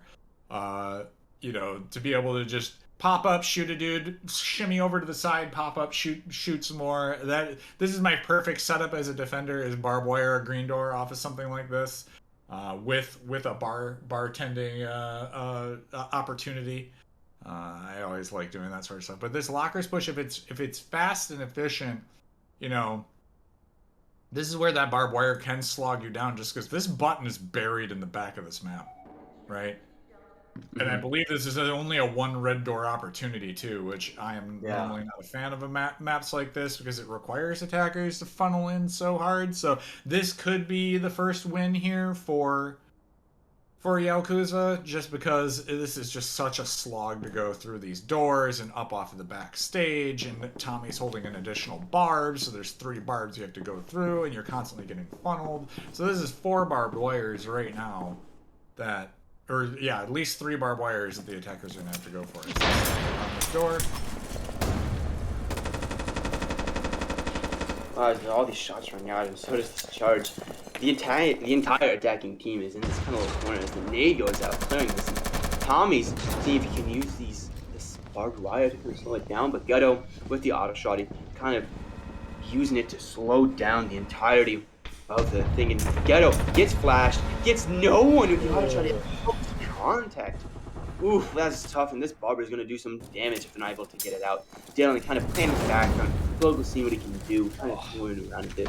But with all these shots being at, and this Barber being completely watched over by almost the entirety of the side of the Yakuza. It's a bit tough as they back up, seeing if they can make the wall for the advantage. Tiger Man gets one on nod. Stu and Louis, Tommy is able to get index, voicing out this entire north half push to almost nothing. You know, as Dylan and Scooge kind of playing around, they might just want to take the clacker and save, and that's what seems Dylan is going to do. Scooge is going to get someone, this is the problem you know? here. Go ahead. Like, oh, Dylan, what are you doing? Oh, there you go. Yeah, getting the auto shotty, you know? Yeah. So, I mean, like, this is the problem because I think we got a little bit of downtime here while both teams kind of just siesta here a little bit. Maps with one red door. Bad. Where do the attackers have to go other than this, right? Like, you get funneled, and as the defenders, like, just fall back, especially for this map, this is a perfect example of what happens. It gets harder and harder for attackers to push this because you're walking into just more and more just stacked up defenders because the defenders can just sit in the back room. So without any pressure or ability for attackers to come anywhere else, this is exactly what happens. So this is why one red door maps do not work, right? Like defenders, it just makes it too hard for attackers to get any leverage off of anything or be able to make any other types of plays. The attackers are forced into only one type of play, which is walk through like hallways of death. And I would say specifically on Kill House 1 red door maps are terrible ideas because the wall bang potential is so freaking high. You already have one difficulty with wall bangs, right? And having to plan around that. But having to push through multiple alleyways is just so bad. It's so bad. So yeah, of course that's a defensive sided map. It's heavily defended sided. I hope in the future map makers decide, hey, maybe if we're gonna do Kill House, we do to make sure that there's two red doors. Because yeah, that's just ugh. And then you bury the button way far in the back, right? Like so there's no opportunity. You're fighting over this button instead of fighting over the objective. So you can see where that map just a little bit ill-conceived. It makes it really hard for attackers playing that map. I mean, maybe if you did something with a wall this, charge, I don't know. Maybe it's like it's required that you use a wall charge there, but nobody wants to do that. You only get one. It's more important on other maps. So the one red door is here, and so is this wall charge. Yeah, exactly. So it's like, who wants to use two charges on one map? Nobody, right? Like they're just so precious. It's like that map design I could see maybe working if there was a second wall charge, and then you could use it and be like, we'll go admissions and try to blow in through a different angle or something crazy. But I mean, maybe in that map, you know, once they got stacked up, you push from the other side then. But again, it's just and try to take the longer range fight.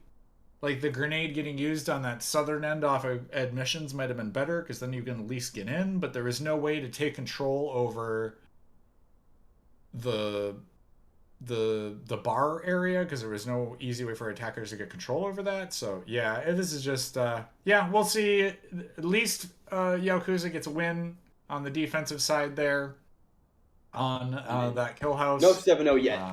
Yeah. It brings us after quarterback edge. I mean, the thing is Gnomes have been playing so good on attack. I don't foresee that changing anytime soon here.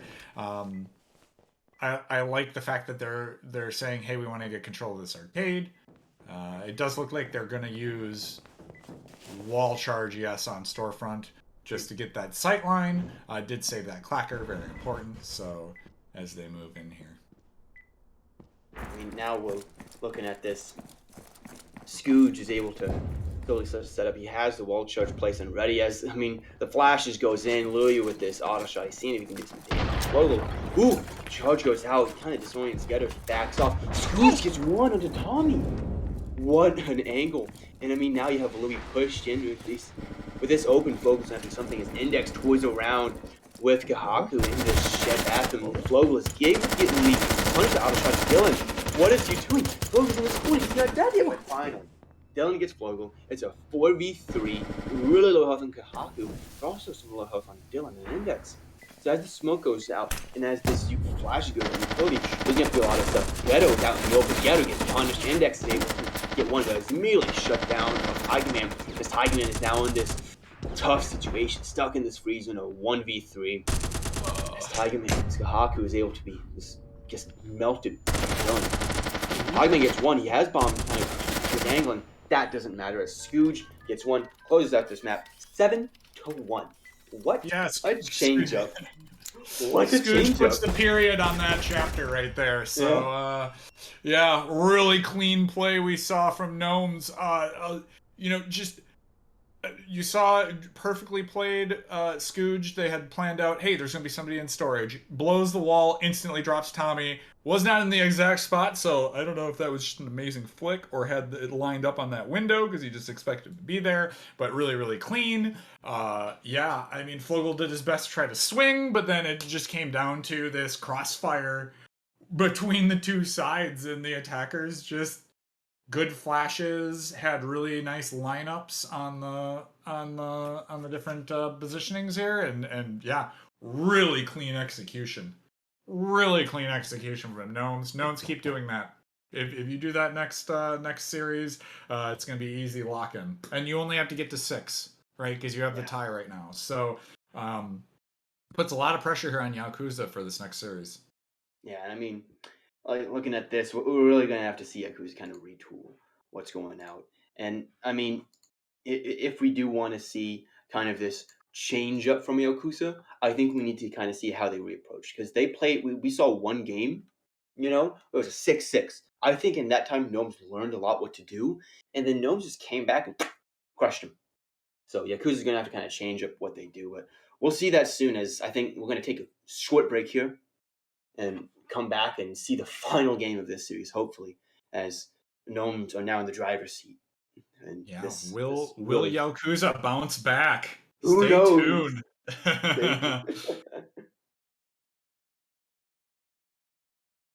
Hi, we're back with after I would say an exciting match. I am Mr. Don, and this is my co-host Z underscore Gecko. Zach, how you doing?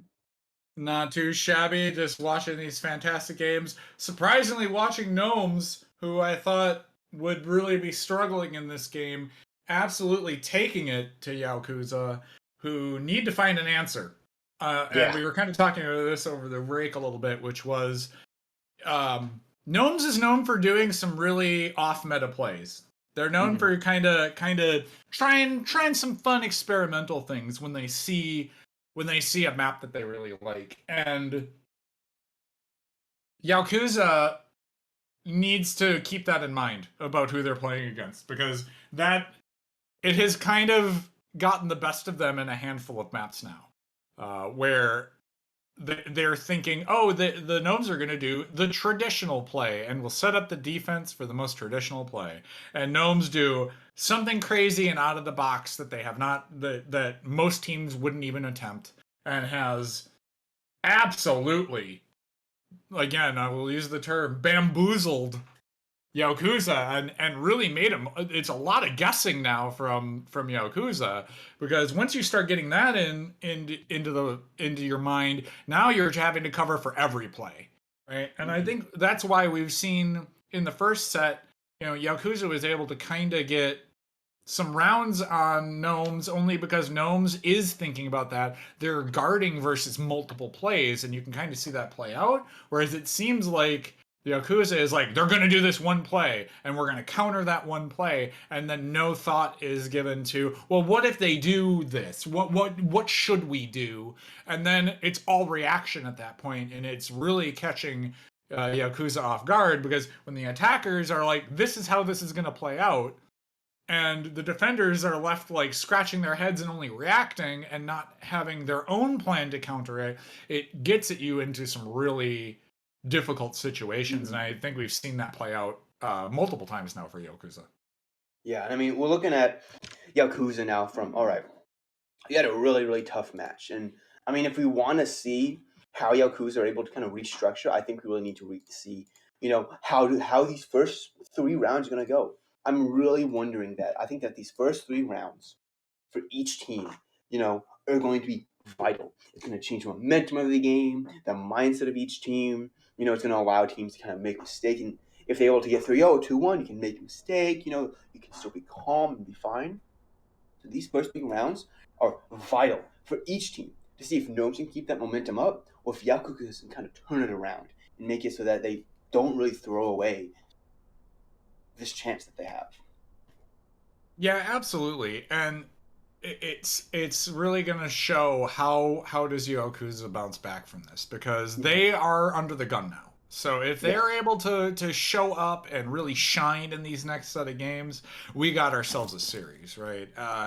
That's one of the things is the pressure is on right now because Gnomes just need to get to 6. That's all. That's what your mentals are right now. Just keep that in focus and in clear view. And again, Gnome's attack has looked so good here as we see Oh, them come out of the definitely. truck. It does look like it's going to be either a bathroom or storefront play. It's going to be this bathroom play. So again, playing this really off meta, no storefront. They're expecting it's going to be this storefront. Index just kind of faking it in, and you see him just rush in. Flogel backing out really fast as they take control of this bathroom. No, you burnt yourself. Oh no. Yeah, little damage coming down on Scooge, a little bit of damage on Index, and Louis. Nog has got nothing right now. It might be worth throwing that clacker out the door too, but push it in, leading the team here. Not sure if I would have done that, but it's okay. Scoot now pushing in towards Flogel. Flogel dropped. Alright, so you have half of this map now. The question is now Shutters is open, but there's no rotation to outside, which kind of has me surprised. Here we go. Alright. As Index now takes full store control. Oh, Dylan, though, gets sniped off the backside there. It's now down to a 3v3. They do have store control. Lewis now trying to push in on the backside, but he is kind of flanked now and is going to get dropped. Yeah, that was kind of not great. Another Molly comes out. Grenade gets Ghetto. All right. Well, if you've got the tools, you might as well use it. Tommy with this flank is going to be absolutely devastating. He's going to get Stewart from behind. Absolutely drops him. Index trying to push in, but the door's closed now. He is kind of screwed. And that's where the clacker is, too, I believe. Index has to push now. Alright, does have bomb control now, but he is flanked on both sides, which is going to be really tough. They are calling for the wall pen here, but that's 2 walls. That's not going to work. Oh, it is! It works. I didn't think it was... Oh, there's no wall there. Okay, my bad. My bad. I thought there was a wall there, but it was completely open. Okay. Wow. I thought there was a wall between here. I'm just a dingus. That was just a free flow area. All right. Well, Tommy making that work with that flank on the knack. Lewis getting pinned down on this deli was just not good. Play back off of this freezer and run off the door. Then you're not going to get flanked or get put into that position. So really well played. That's a loss of a door charge and the clacker there.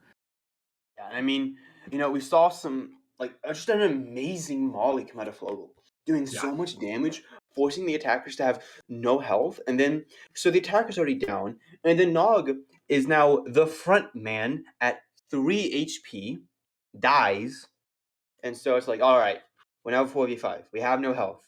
Oh, wait, now we're just dying, and so it's just a cascade, it's a domino effect. Yeah. And that domino effect really caused Gnomes to kind of lose his first round, and then also lose the clacker. So I'm really interested to see what's next.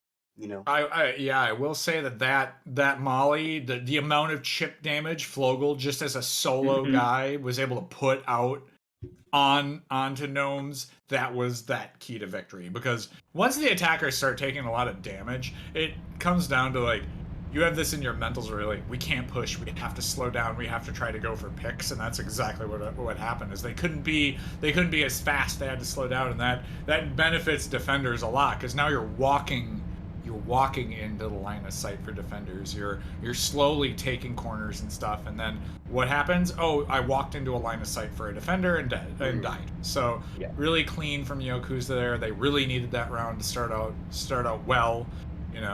We'll see if this brings some momentum back for them. This factory map is something with a dauntless horn. Look at this generator. Ooh, baby, I'm a fan. I can say I'm a fan of this generator. This thing's a monster. This thing's awesome. This is great. I like that. I'm a fan of this. I'm a fan of this. But you see that Gnomes have this, this office push using the clacker in charge. So if they're not able to get this, then they might lose. But we do see that, off the side of Yakuza, one Molly. One Molly from the side of Yakuza. Two Mollies. Tommy takes two. There you go. Yeah. And so now we see that, all right, Gnomes has this kind of advancement into office, seeing if they can take these line of sights, at least here, and then start to abuse them. And now with this map cut off, focus on cargo, focus on this up this northern side of generator with Ghetto and Tommy in play. So with we are Scooge and seeing. Saber, I'm interested to see as how Scooge gonna do. He needs This to office step up. play, no mollies here to start this out. So unless they're going to long bomb these, they're going to get control of this office. So that gives you overlook on generator. Flogel playing off the truck. Is Dylan going to see him? No. Gets dropped immediately as Flogel with that flank. No. Index taking the fight. Lewis getting dropped right after. Index did get a pickup off that. Does have control of the bomb. Nog pushes in and gets him. Flogel did get taken out by Scoot as well. At some point there, from geez. All right, well that's a defuse and a full save from Kahaku. That played out about as quick as it could. Oh, they did see him though. Are they going to try to push him? No. All right. I thought Flogel would get more done and being able to rotate back, but he got it. I did not see how he ended up going down from Nog. Nog, I thought I saw him like pushing in off of this side, so he must have swung him real quick, dropped him, and then went back to that fight. I thought Index was going to get overwhelmed from the top side, so really clean play there from Gnomes. Again, that attack went off flawlessly. Yeah, I mean, we're looking at the stat that like just the Gnomes, they entered in, they were able to immediately gain that entry room, and then they just started getting picks. Dog just getting picks, Enix getting picks, and like Scooge hit using the sniper well, and we saw on the defender side, Yakuza, that like they got overwhelmed, but also that they just kind of got flustered. Kahaku wasn't able to get that entry mop shot out. Ghetto was able to do a decent amount of damage and played pretty well, but he was pushed away. So was Tommy, and so the fact that like Gnomes use the attacking to the attacking and that blitzkrieg of this energy and power to their advantage really showed. And I mean, going into this dome, Bagel Kaiser, I'm really interested to see how is this going to happen, because right now, yes, the Gnomes do have the wall church and the clock, so they can have this red door, but I mean the defenders have mop, so that's pretty something. I think that Mop's going to have to do a lot of damage and will do a lot of damage coming into this round. Yeah, they did get that save. That's really, really important here. This ops control is so important. I almost think this barb placement would be better here because you can play off of door, you can play off of these different windows, you have multiple corners at which you can attack. The explosive only goes out this far, so if you're playing it slightly off or even angle it, right, pull them slightly into you, right? You might get a really, and then just play off of this more shallow side so that swing into you, and then you can kind of get this 2-angle attack. You can chuck a molly from like really deep and just get it to smash on the back wall that fills this space up. So if you pull them into this angle, you might be able to get a lot of damage on you from there. So I do think that this ops needs to get held, but it does. Well, I mean, I guess not, because we're coming in from freaking jungle side. Why talk about that? I mean, we're pushing in on this. Molly goes out. No. They rush in. Tommy at the top. Oh, Tommy and Flogel, the combined firepower absolutely devastates the attackers on that push. And the follow-up, Kahaku sniped out the backside. They've got Clacker. Wow, that ended in seconds. That's the fastest round that I've ever casted. That may be the fastest round that we've seen. From attackers going out of their little truck to the round being over. Like that one hurts. That's oh my gosh. That's what we call getting deleted. Oh my goodness! Wow. And that's what happens when you call the play the attackers is going to do as the defending team. Perfect molly throw, auto shotgun standing at the top of the stairs, basically. Long range support. You ran into a area that has no support. I feel like that ops play way stronger. gives you vision, gets you castle control. I was talking it up because I felt that that was the play to do. Gnomes are getting bit a little bit by that unusual play of, hey, we're going to go this way, trying to shut that down. Perfectly called and perfectly executed there from Yaokuza. Putting them up 2-1 in this side switch now. It's putting Gnomes on defense. That attack that we were touting from last game for Gnomes, perfect execution. The last 2 rounds, or 2 of those rounds, not looking as crisp as earlier, giving a little bit of momentum here on Yakuza's side. And again, Gnomes just got to get the 6-man, but Yeah, make the smart plays, right? yeah. We're looking at now a Pasture Falcon. This C store we saw it earlier, but we saw kind of a scrappy bathroom. Tellos Flogel doing a disgusting amount of utility damage, and so we're looking at this now from the side of now from the defender side, following at least Gnomes, they're really worried about the storefront. They're protecting storefront a lot with two barbs, another telescope, and they're also kind of worried about the screen door to see if they don't want to get pinched. But we're looking at now off the side of Flogels, they was like, you know what? Let's just go green. Take Deli. Oh, we have Deli. Now we have bomb access, and this green door seems very strong. And if Yakuza are able to kind of completely just bully through and bull rush through the screen door and through freezer, this round is going to be over. As Index has the Molly and the knack, so it's pretty well for him, being able to play off this barb. But I am worried to see what does happen because we see a nade, a Mm-hmm. lot of flashes, and just a lot of power ready to go on. But that may not be what's happening. As taking me in with that wall charge, Yep, it's looking going like into it's a storefront. storefront play. So they planned out for this green door. It did not Yeah, matter. You can see, and as long as the rotations are good here from the defending team, which it looks like it is, Louis in that really, really protected corner off of Fridges. As you see the snipes start coming out. Ooh, man. That means Scooge is a little bit pinned down. He's got to be played safe here. Oh, that's a frag. Oh, man. What a hit. Ghetto with the long bomb, but now they're going to have to walk through this barbed wire. I don't know if the kill's going to be that worth it. Ooh, another snipe kind of coming out. Haku really trying to find somebody here on these angles. As they do have storefront control, but now they've used those frags, right? Nog just waiting here on the corner. Flashes go out everywhere. Lewis and Molly did go out, but now Dylan takes out one. That's huge. no, As they push in, no. Tommy and Index. Okay, they did get a kill. Index, careful. All right. As we start seeing Tigma has storefront control, Nog takes out Flogel inside of that teller. Index on that backside, trying to rotate around now, keeping the attackers on the defensive here. Kahaku, again, Nog just giving clean callouts right now. Index playing out the backside. Molly goes out on that, starts working on that bomb there. Index realizing he can't go out that way, but he might be pulling him into Kahaku on that snipe, but and they're watching Nog. Swing. Crossfire, drop, Index now in a At the perfect position. same Now you just time. gotta sit. Now you just gotta sit. Nobody, just don't peek. You know that the saber left. You have 2 short range. You've got this barbed wire here. You're gonna hear him coming in, and he's gonna have to pick out 2 directions. And they've lost that clacker now too from that because it's just Kahaku now with the saber is gonna have to save. No clacker, gives it up. Oh nope, no, okay, was outside, did drop it out there. All right, smart. So now it's saber clacker, 5 seconds. No need to peek. Grab the gear that you need. Perfectly played. Well Oh, played from that defense there.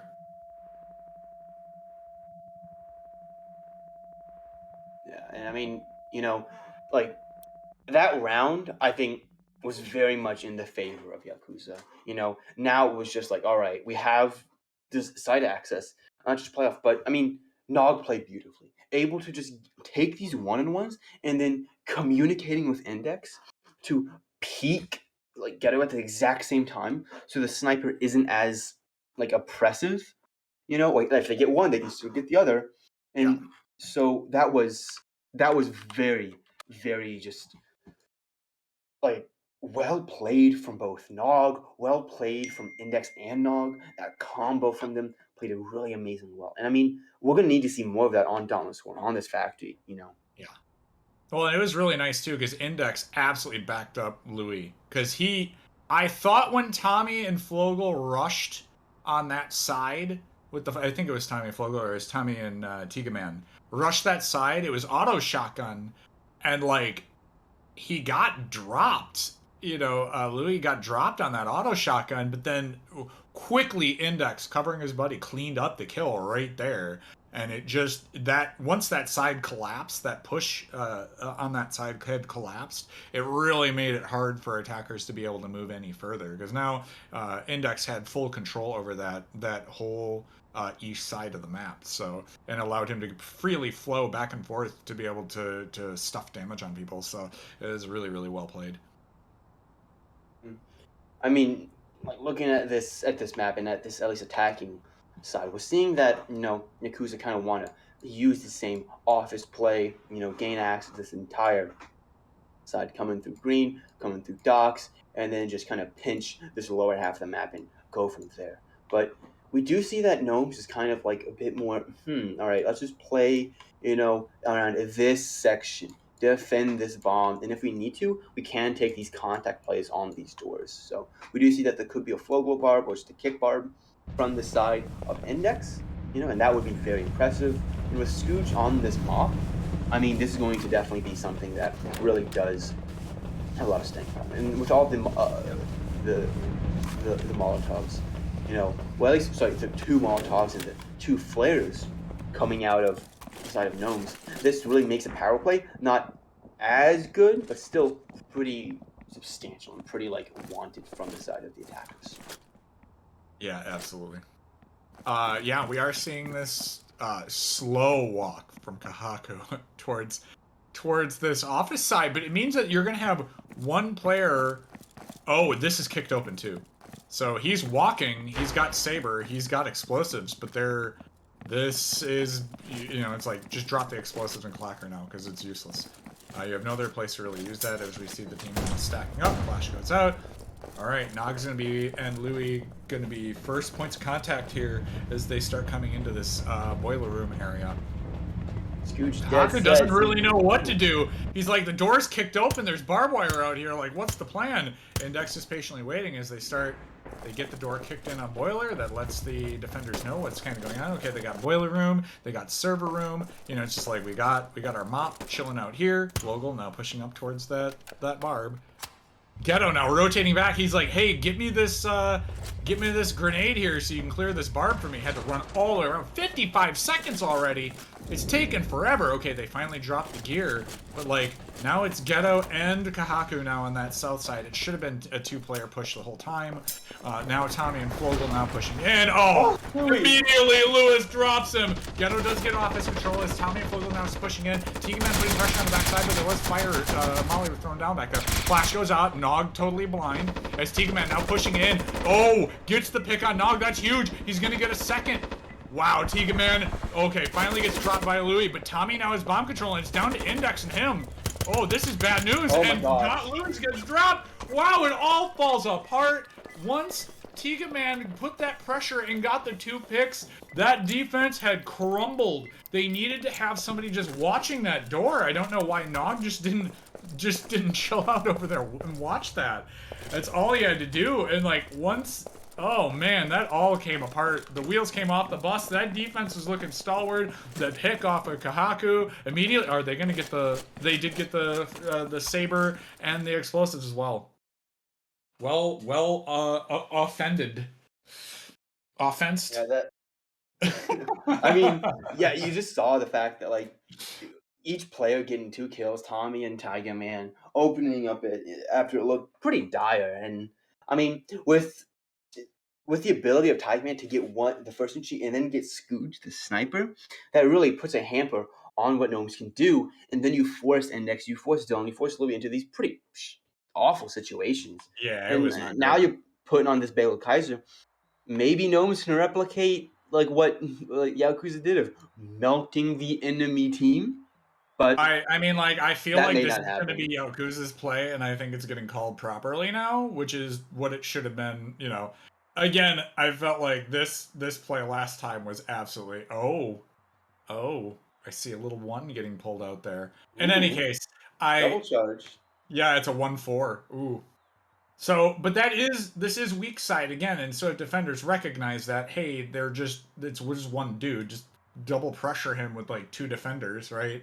If you can swarm them off, as long as you have somebody sitting up here, I mean, bombs over here, so you can play off of this, right? You can play off of stairs. You can have somebody just chilling out over here, so you can see where man the defense coming out is.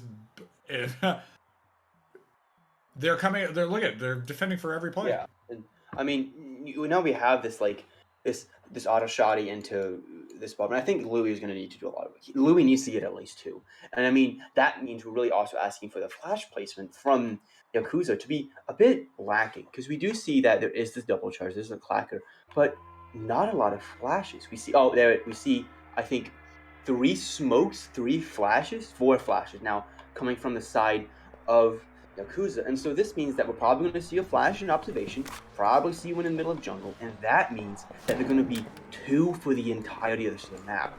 So I'm really am wondering if Yakuza can, kind of ration those flashes well, but also place them well so they can get the most out of them and get as much as possible. But the kick barb comes out, and this could get a bit bloody.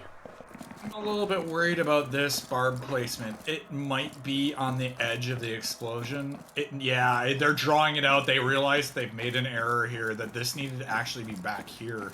It's too far forward. The Uh-oh. door charge might take this out. No, it did not. Okay, so they are in the clear right now. But Lewis is the only one on site here. They need somebody needed to be on the back side here. I mean, I know Index is watching through this window, and that's really important. But he also has the molly, so he can't really slow this. They do know that auto is there. Oh man, so they had a molly for that corner, but Tiga Man does take out Ghetto. Okay, they are getting. Oh, Okay. Index tries to hero play out, but gets dropped right there. Dylan did get taken out on the backside here as well. Lights go out. It's now 3v2. This is looking dire for Gnomes right now. Kahaku has all this pressure on the backside. As we see that Nog is now taking point in this river, but with the lights out, you can see him down there. Ops being out, though, is kind of difficult, while Flogo now pushes in. Flash goes out. Shoot! Yep, Kahaku absolutely destroys them as Nog is the last man left. And this will put up Yaokuza 4-2. What a clean... I mean, like, you had two kills there when everything was kind of going out, but there was a molly. I don't know who threw it.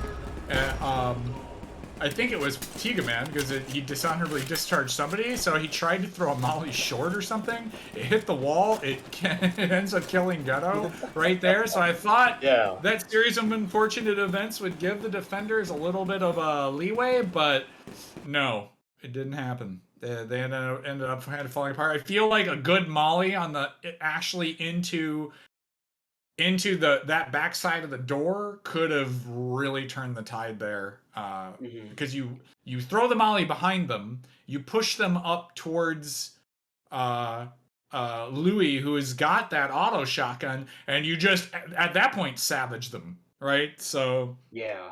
I would have And liked it. I think the play off of that observation room is just so key to that map, and Kahaku, that 1-4 split off the backside with the snipes is just so well played. So it makes it really difficult. And yep, here we go. It's going to be this. This is definitely going to be a play. Get to that button right away. Oh, like maybe a not. Obsidian Knight. It's looking like let's get door control, and then we're going to push in towards buttons. So I think that's kind of smart, especially with like the door being right on to right there. where the vault is. It is a bit risky though. You can have this early contact, but that doesn't really matter. The flash placement can be very, very helpful. And so with this door being blown, if I'm gnomes, it's like, all right, we need to hit like stay brick house, like hold brick house pretty aggressively, but make sure also office is very like heavy. And the reason I say that is if Yakuza are able just to get brick house kind of for free with like maybe one player, then it's like, all right, we're in office, we're being hit from here, which is very close to the button, and we're being hit from here. And this is a bit tough from the side of gnomes if they're not able to have this very early aggression, have this Yeah. very early I contact. And these mhm. barbs are shallow, as you've been pointing out. Yeah, I'd like to see another barb here too. Make them have to. Okay, You want to use that early, you're going to get stuck in here. Because granted, you have to be a little bit careful because if they throw a grenade, they could clear both, right? But if you put this barb back here, it means you're walking down your stairs into being slowed. You don't get a lot of rotation here. So then if you're in here, right, and they use the nade on this barb, you can chuck mollies in here and you know they're stuck in there. They can't get out. So either the team's standing back here and somebody has to push forward or not. But yeah, we're seeing this Nog on this rat spot. So we do have a 4-1 pulling in. Are they going to clear Nog out right away? This happened before. They didn't clear the side room. As long as Nog plays it quiet and slow, he could actually get the kill here. Flogel now pushing in to check. Kick gets pushed in. All right, now he's going to get called out and Ghetto's going to flank him. It's brutal. Yeah, that's... Oh, did get the trade with Flogel though, so that's huge. Noggin trading that was absolutely massive. So here we see the team pushing in off club. Tommy now watching that backside, make sure Dylan doesn't rotate. Molly goes out, Frag goes out. But see, this is where I'd like to see that barb right there would be doing so much work because now you have to sacrifice going in. Okay, if you go in, you can get Molly. So another Molly will come out eventually. I think. Oh, the swing, Louis! Oh, gets the double. Dylan's still watching the backside. This is clean. Okay, another Molly comes out, wasting more time. We're down to 1:09. It's down to Tommy and Kahaku. And Kahaku has to be dedicated to watching that flank because somebody could be rotating you. Tommy gets dropped immediately. Index putting in the work that Louis had to put down. He's taking the second shift today. This is looking really dire. Oh, don't rush him. Don't rush him. He's got Saber. You know it's Kahaku left. Why are you pushing that? All right. You know he's going to save. He's out. Okay.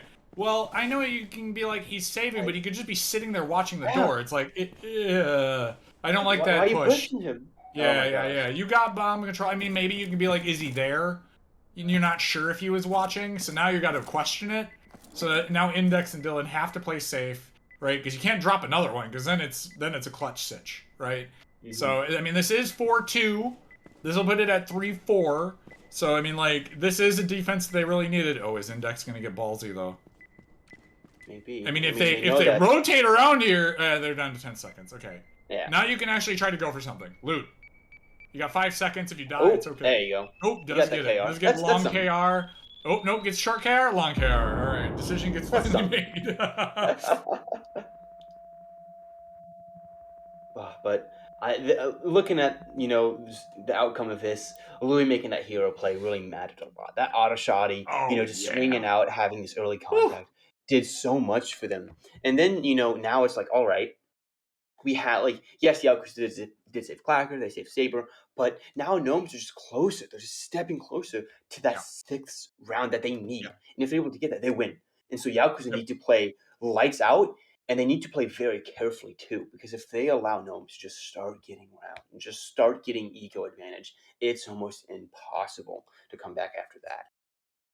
Yeah, I mean, even if that's the thing is like Gnomes still have like a heavy amount of hopium here because even though they're down one round, and this means that like if you're playing as if you're playing as Yaokuza, right? Like, okay, we're up 4, right? And even if you take it to 5, it's like, okay, so they just need to get a handful more wins and they can still win this game, right? So yeah, this is getting pretty dicey here because I'd say like Gnomes kind of like still in this game. So it's like if you're Yakuza, it's like it's that heavy pressure of we got to play to perfection. We got to do this right. So really like like I said, the pressure is on for Yakuza to play well.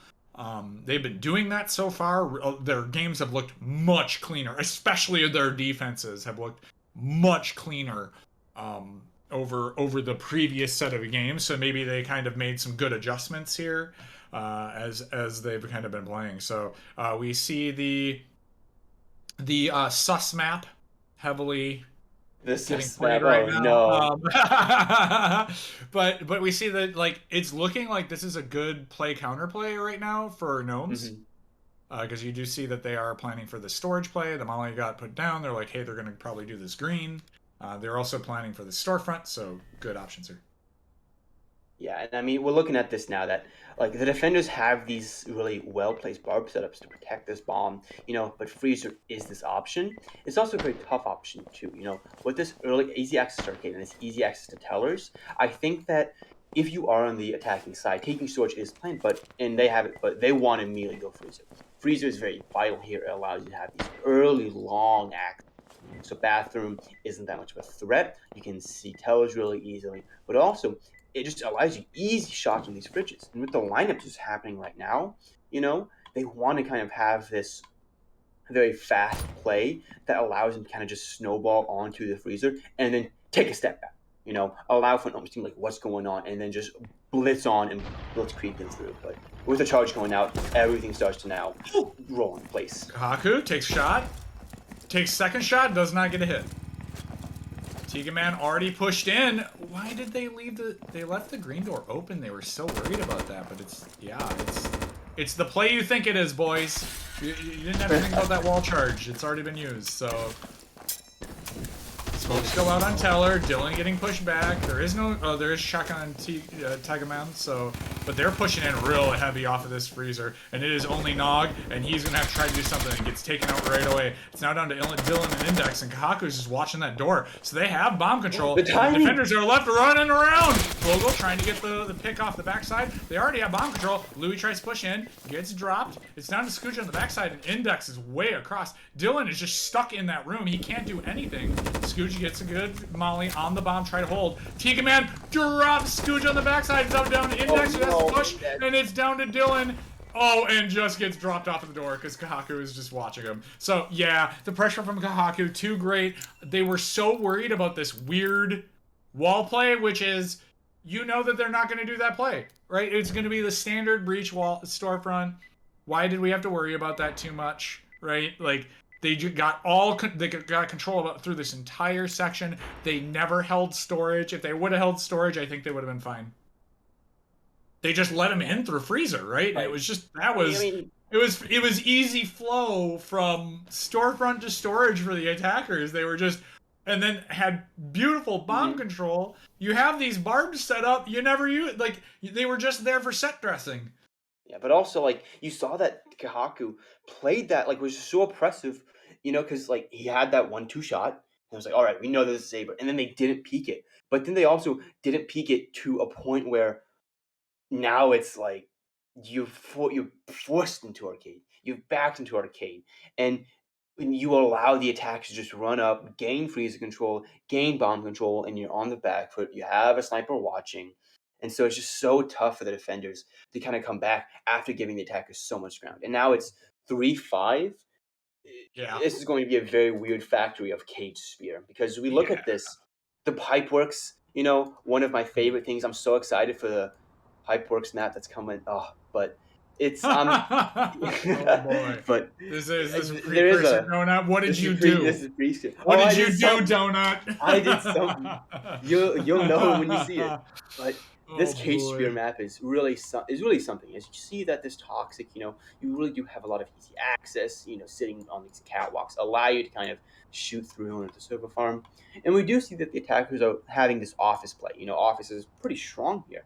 After you get past this initial chokehold, you have easy access to see what's going on in docks. You have easy access to power if really need be, but also you have the height advantage. On Pipeworks, you can see down. You have the ability to kind of have this height advantage.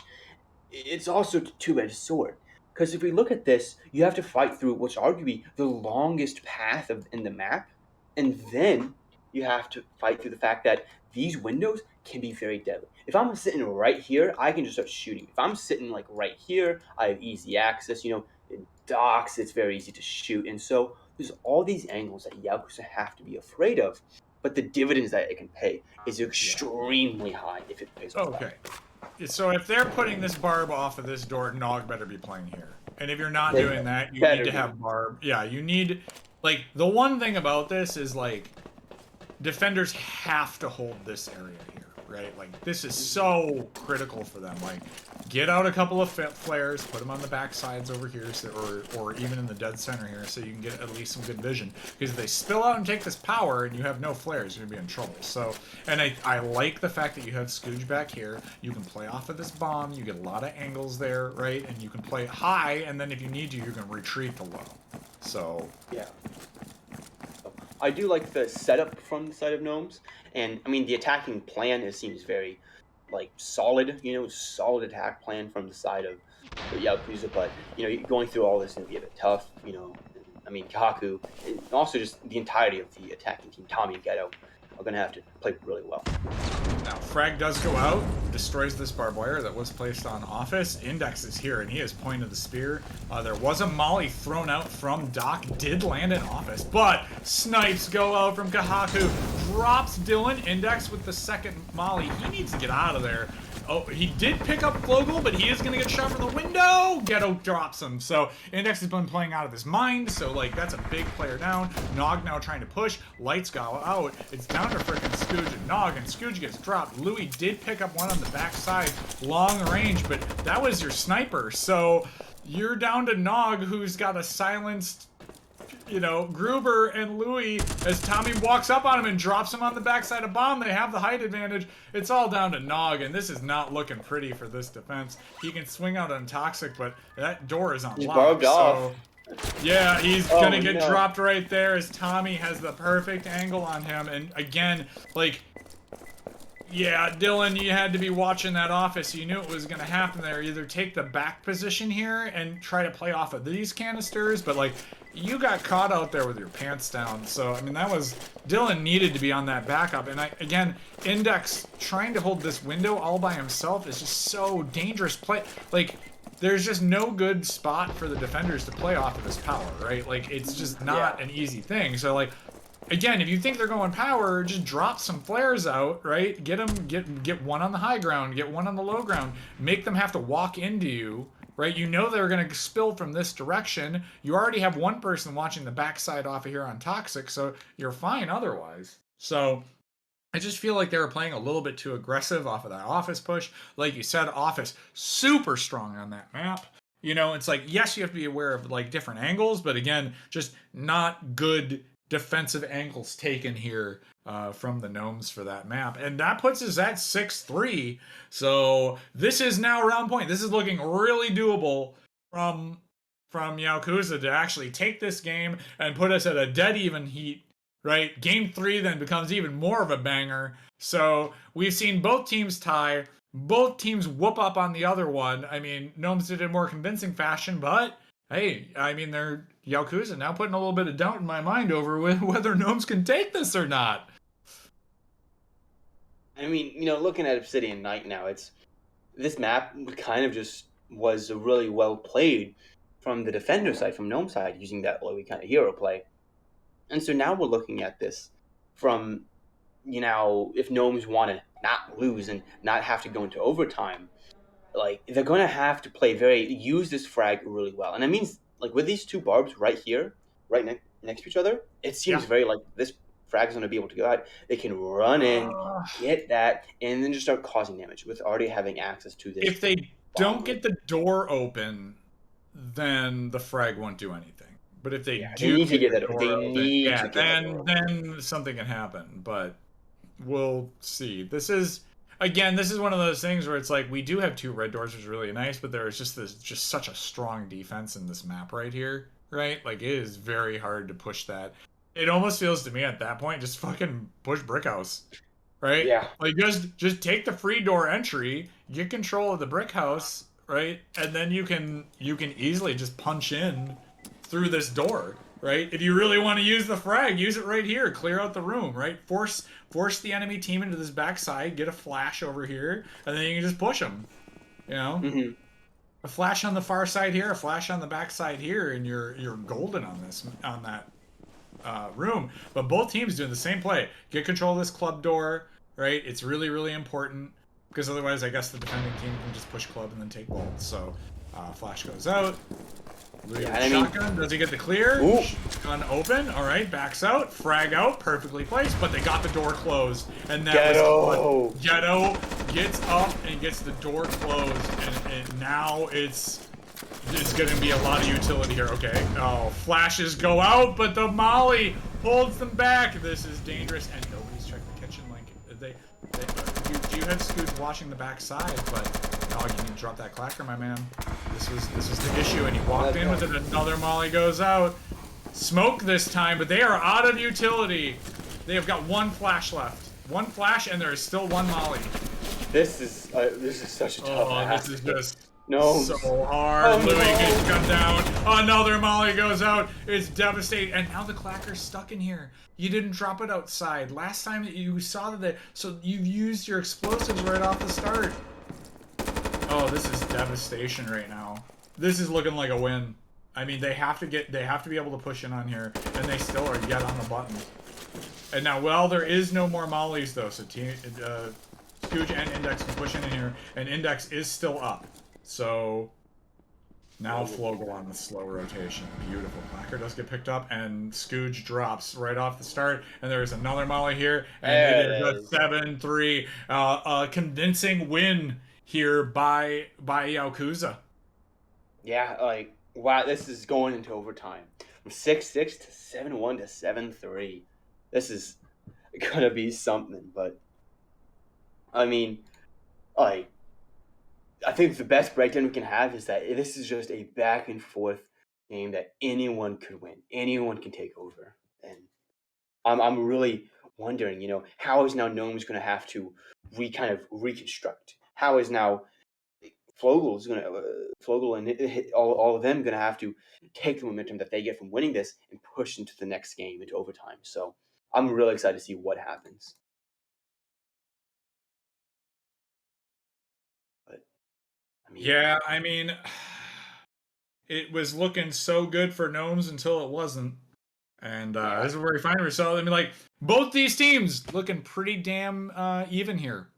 You Hmm. know, I mean, Well, we've seen a 7 score line from both. We've seen a tie from both. I mean, this is going to the mats right now because both of these dudes are absolutely just throwing punches. They're yeah, throwing and punches. So it's this is really well played from both teams. This has turned into a mhm. real banger of a series. So let's Yeah. hope this last game goes to that 6-6 tie that we saw earlier. Because But I want this another game, darn it. These two no, teams are no. doing so good. Don't know me. It's Don't know it's at me. a full. Do you want DreamHack I want to again? see Oh my more new gosh. process. This is going great. Yeah, I love it. it's If gonna be everybody was great. like, But "Why are you showing another Gnomes game?" This is why, like because they're actually this showing is some up. good. Yeah, but I am very excited to see kind of like how it all goes down. And I mean, we'll see more right after this break, and overtime's coming. So stay around. Welcome back, everybody. I am ZGEC, joined by a new challenger. Kazo is joining me for color commentating. Hello, everyone. Gazo here. So we're watching these two teams just absolutely duke it out. Has basically ended in tie rounds for both teams, for the most part. The tie went in the first game, and then we saw each team punch up to the other, putting us at a dead heat right now, putting us into the overtime game of Gnomes versus Yakuza. Yeah, first game, very close game. Gnomes versus Yakuza, super close. Both teams put a lot of effort in. Second game, Gnomes went all out there on that 7-1 victory against Yakuza. But on the third game, they seemed to falter a little bit there, and they lost the game. I think it was 7-3 going to Yakuza. And on this last game, hopefully we'll see some improvements on both sides and see who will take it all. Yeah, absolutely. We saw that Yakuza ended up really figuring out something here, where they I think they did make a really good adjustment versus what Gnomes was trying to accomplish, and then we're able to spring some traps that really caught the Gnomes. I wouldn't say by surprise, but it just put them in a really bad state, and thus not allowing them Um, to gain footholds in the maps and stuff. We saw like one of the quickest rounds we've seen so far, where just immediately they just got totally shut down. So again, defense from both teams has proved to be really good. That has continued, and while in that for that second series, we saw Gnomes really showing a good setup for their attack. Yeah, like you said, we did see them falter a little bit in that third game. So I mean, this this series is going the distance. It's probably taking a little bit into the mentals here for both teams. So we'll see who has a little bit of that stronger will to get to edge out the win here. Yeah. Yeah. Normally games.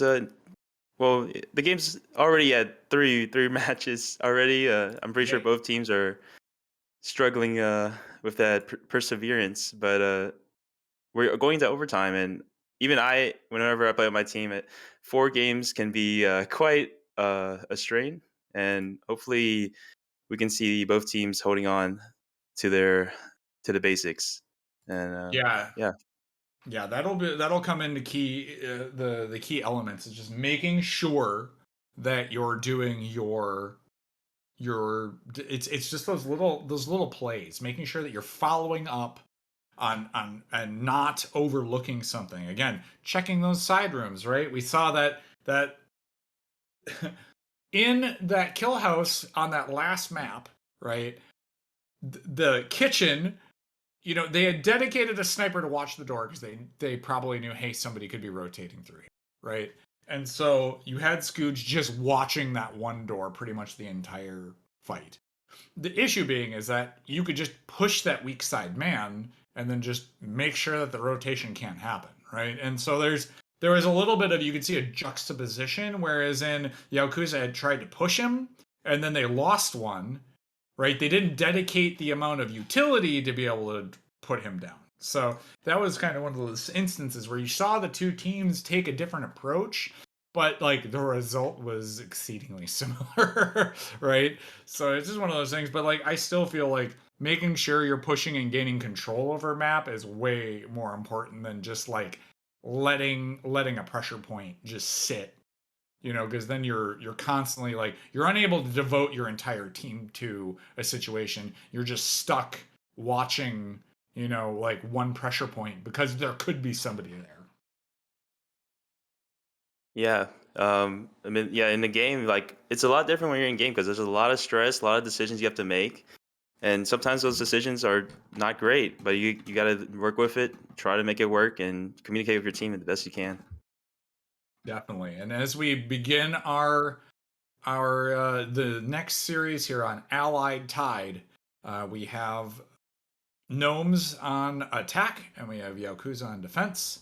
So this will, I believe, allow, if we get to the mid game here, it's going to be 6 rounds for Yaokuza to be on attack straight. So this is going to be really important for the Gnomes to take these 3 beginning rounds, because it's going to be 6 rounds of Yakuza just making plans and you have to defend, which I would say is a slight advantage to Yakuza in this series.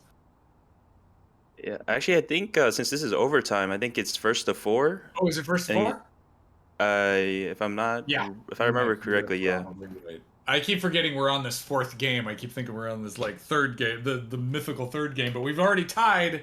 So yeah, yeah, no, it is first to 4. You are not wrong. So this can prove well as long as Gnomes can actually get these 3 wins. That's super important for them. So pressure's again, I think, on Yakuza here. What do you think?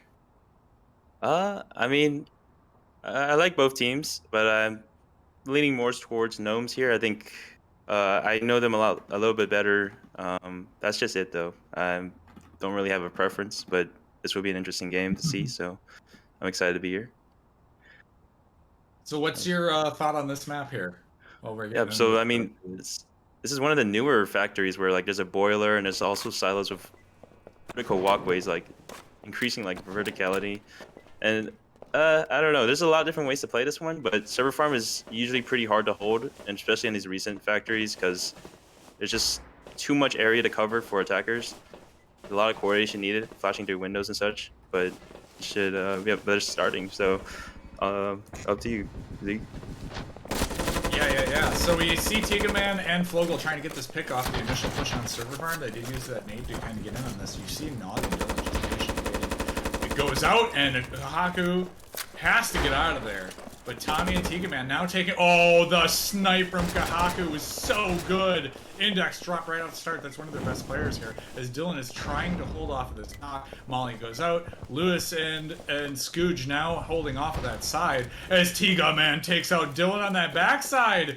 No, you just had to hold, man. Oh, this defense is set up so well. There's no way that they can really push into this. Lewis goes off the backside. If Scooge moves forward, he's dead.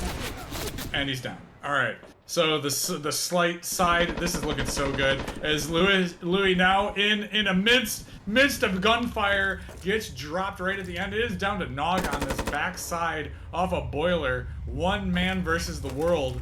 Tiga Man a little bit hurt, but 3 defenders just in great shape. And he's still got that clacker! Drop it, do something with it, get rid of it. Tommy now pushing him. That's a little bit ballsy. Nog backing out. Just drop the clacker somewhere. Get it to where they can't grab it. Nog now going for possibly a save here. Tommy now doing a rotate up onto him. Wow, that snipe from Kahaku right off the start was just absolutely insane.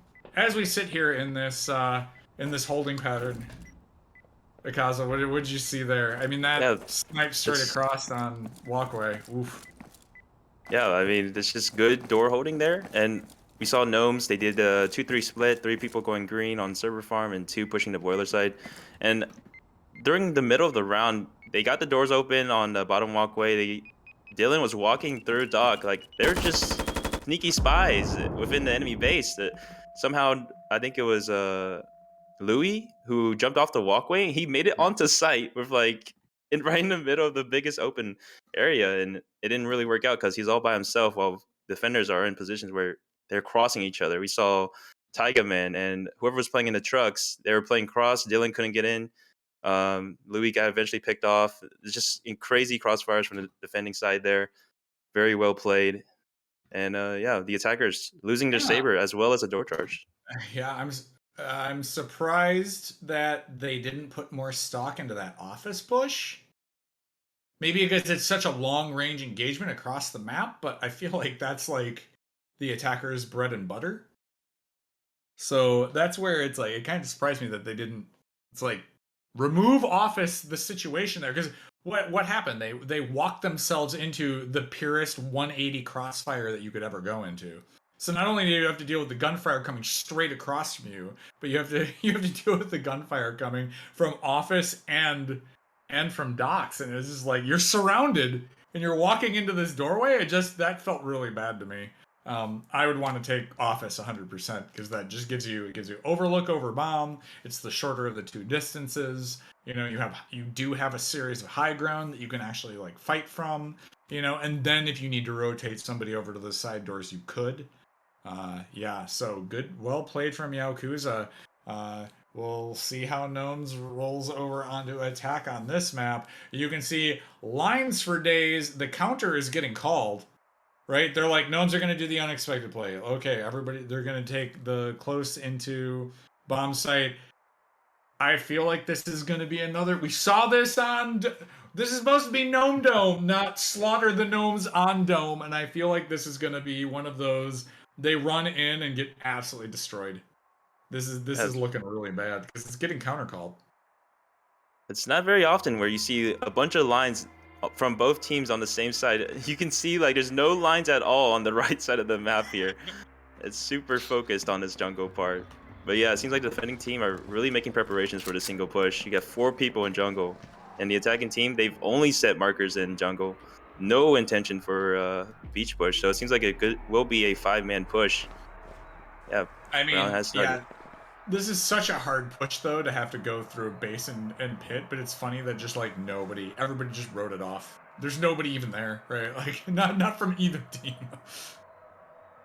I feel like Tommy's gonna get, like, 1 million kills here. What do you think? Tiga Man, maybe Ghetto? Molly goes out. Short! 2 Mollies go short, though. That allows the attacker's hand. Oh, Scooge, though, walks into fire. They do get Tiga Man, so Scooge making a little mistake on his turn. You need to just run straight. Nog does pick off Ghetto on the backside. Dylan up above. He is trying to push Tommy, but that is an auto shotgun, and you cannot do that. It is down to only Nog versus 3. That ended so quickly. Nog again holding that. Dude, I would drop that clacker again. Just hide it somewhere before you start engaging, because again, you've got that gear just sitting on you. You saved it from last round. It is down to you, and you get dropped immediately by Kahaku. Wow. Again, a little bit of a wrong turn there. Yeah. You saw the defending team, they all hit around the whole area. The attackers had to look at every angle, try and see them. It was just really bad. But you saw on the entry there's 2 mollies that came down for the defending team, and it created a sea of flames right outside that red door. And you saw, I think it was Scooch, who was that sunken ship in the middle of that sea, and he gets taken out from that. And then Louis also dying in the log from a long spray down from Ghetto, I think, who then retreated to water, which made it even harder for the attacking team to push in. And then you saw the last 3 players that get stuck towards that bush area, and then Dylan pushing by himself dies, and then Nog eventually getting taken out as well. Very well played for defending team there. Predicted. Yeah. Scooch playing Sea of Thieves in due process, not working out well for him.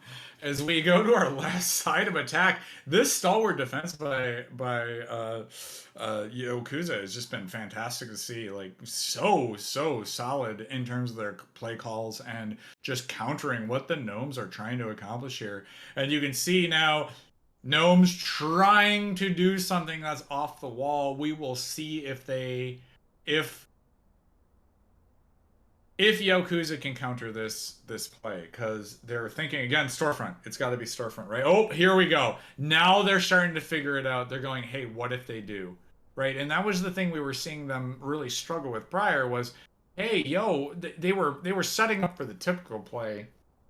And you have to remember you're playing against Gnomes. They like to do atypical stuff. They're down 2 now on attack. What are they going to do that's unexpected? Hey, they draw in, they might come in through the wall here on office, right? So we need to slow them down with that molly, right? And let's hope that Gnomes go, hey, well, if maybe they need to call an audible here if they see barbed wire put down on office, or if that gets mollied out, just don't try to stick with the play. Be flexible, right? Be like water. Yeah, and a lot of teams this patch are straying away from storefront wall breaches because the storefronts are a lot harder. You got an island teller. Usually that's pretty hard for attacking teams because one person could be playing teller. So much information given for defending, and freezers are also on the sides of the storefront. And with additional fridges, these angles become innumerable to account for attackers. So these wall charges are totally not horrible, but let's see as Gnomes 5-man into this office here. Fire ticks on Lewis just a little bit now, as Fogel did have to back out into that smoke, but they are pushing, but you can see defense is all shifted now for this wall play. They know it's coming. Fogel's still putting pressure from that arcade, and has not been, oh, here we go, Index pushes in on Fogel, he waited for him to be out of ammo. Another molly goes out on arcade, but that still allows them to have this wall charge play, and Tommy just waiting.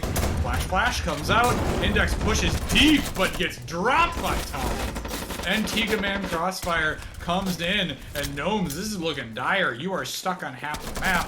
And Tiga Man pushes out and drops Dylan right there as Tommy rotates on Nog, and it's all over as Ghetto pushes in on Louis and is cleaned up. Oh, what a defense from Yaokuza. Gnomes just not having enough.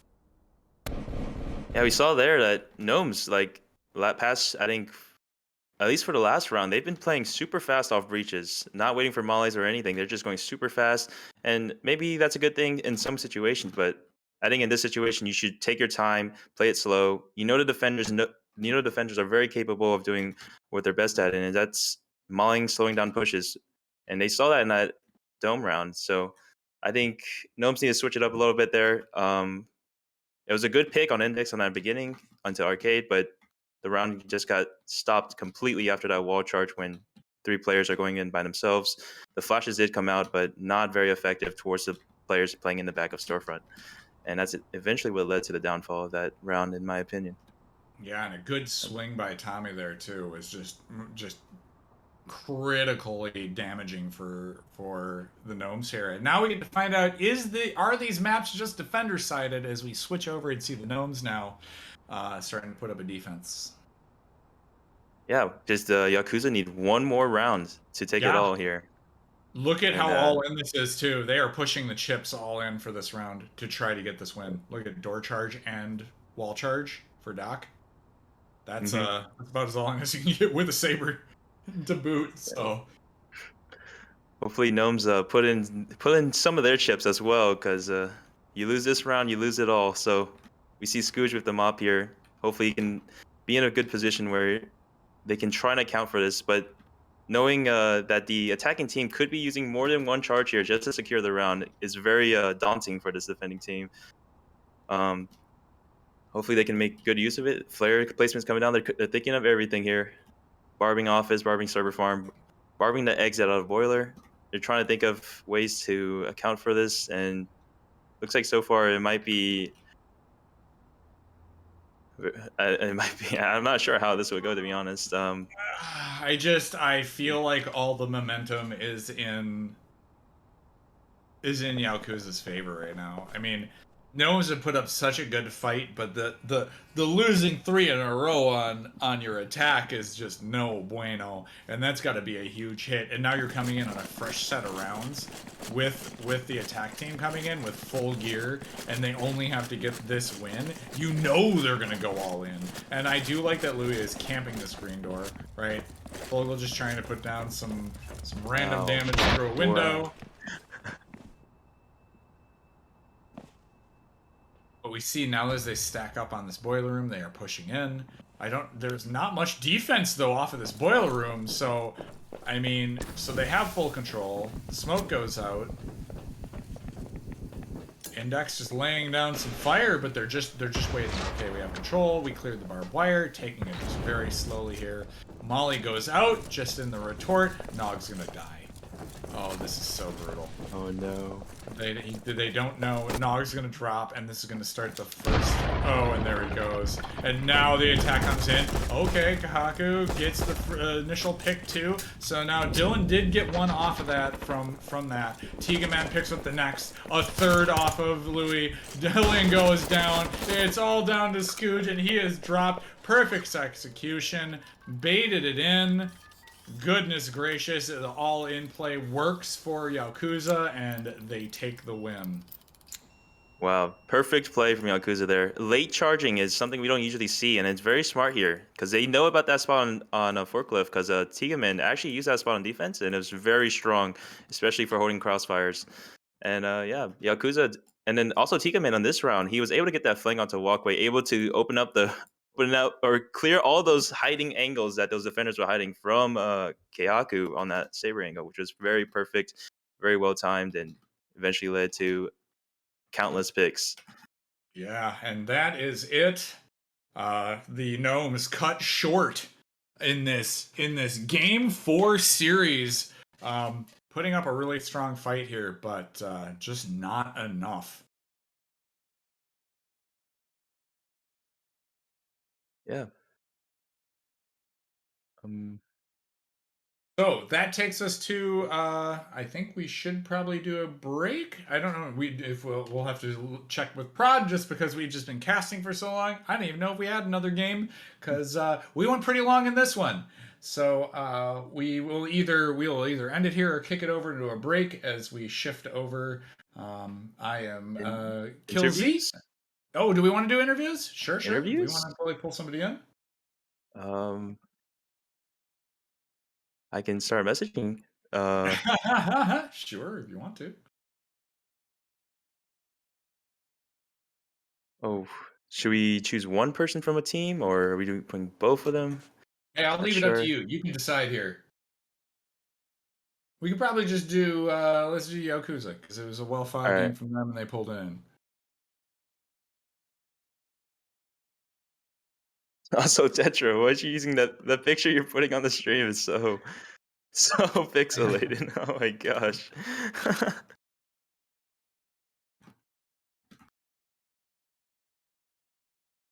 All right, I have messaged Fogel, and we'll see if we'll be able to obtain this sought after The interview. mythical man, the man, the myth, the legend, the Flogel.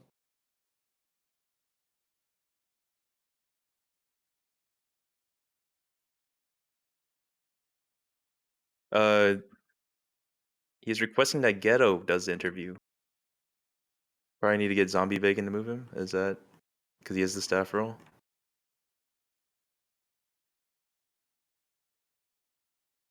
There Oh we my go. gosh, here he is. Got him.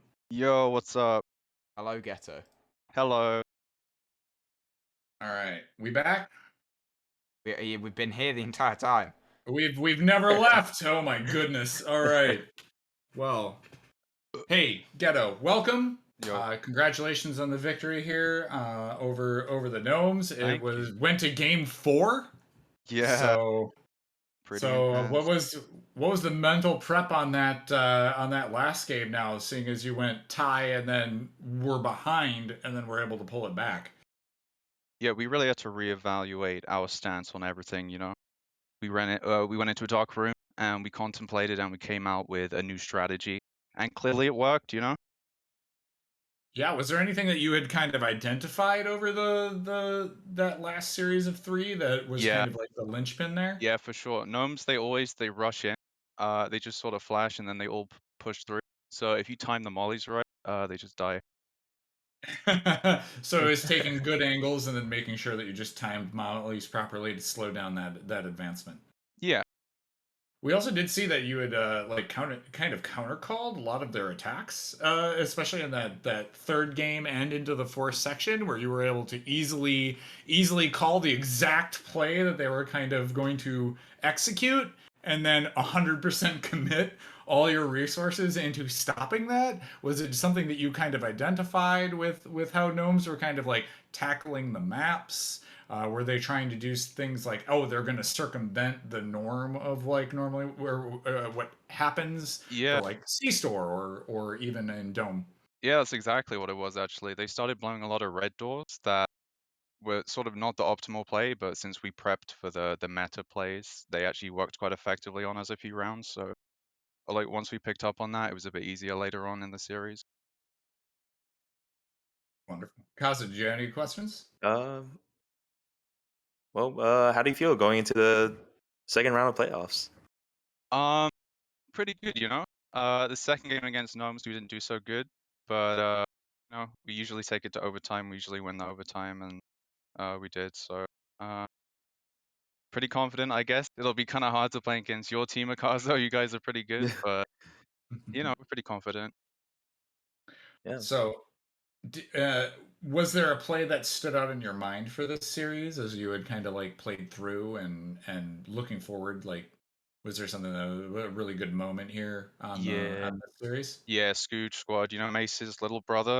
You know, it's in the DNA. Yeah, he's a Mhm. very scary man. We were Oh, the There you watching go. out for him. snipers. Yeah, any gun he picks up, he's a demon.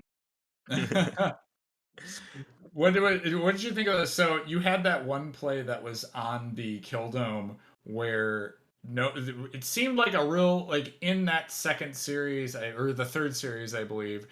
Gnomes is playing on dome, and they blew that red door, and you had completely called it, and just it was a molly on the door did a ton of damage. You had I Oh, think Tommy on the auto Fogel. shotgun, Yeah, or Toby, yeah, was standing on top, and you had all the long distance support, and the round basically just ended in like 2 seconds. yeah. What was comms like on that? Like, I want to know is like, and round over, we're done. We Yeah, can pretty pack it up much. and go home. I mean, we were very confident they would blow that just from the way they were playing up until that point. It was like the fastest route to bomb. They like to just smoke and flash and just try and get everyone in as fast as possible. So that's what we prepped for.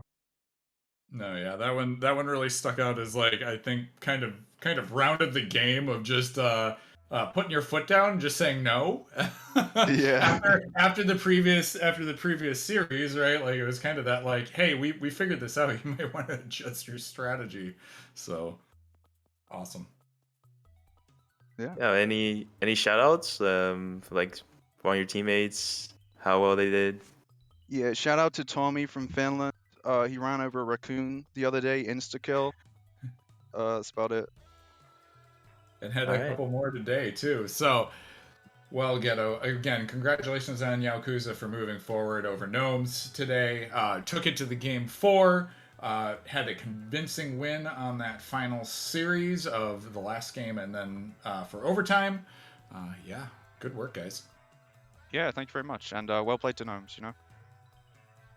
Absolutely. Well, Akaza, have you got anything else you wanted to shout out for people? A little gauntlet thrown, maybe? I don't know, but I don't know. That was a really good game to watch. Yakuza able to. I appreciate how you guys were able to like communicate mid round and like I think on that C store where there you wall charge into outside that teller area. I think that was very smart. You guys realized that they were going for that green wall charge into the teller pretty early on, and that allowed you to reposition very effectively. That was one of the rounds I thought was really well planned. Yeah, that was a good game.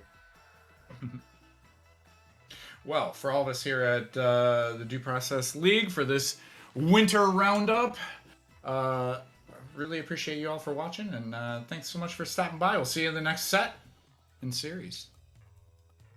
I'm ZGAC, and I'm with Akaza. We'll see you later.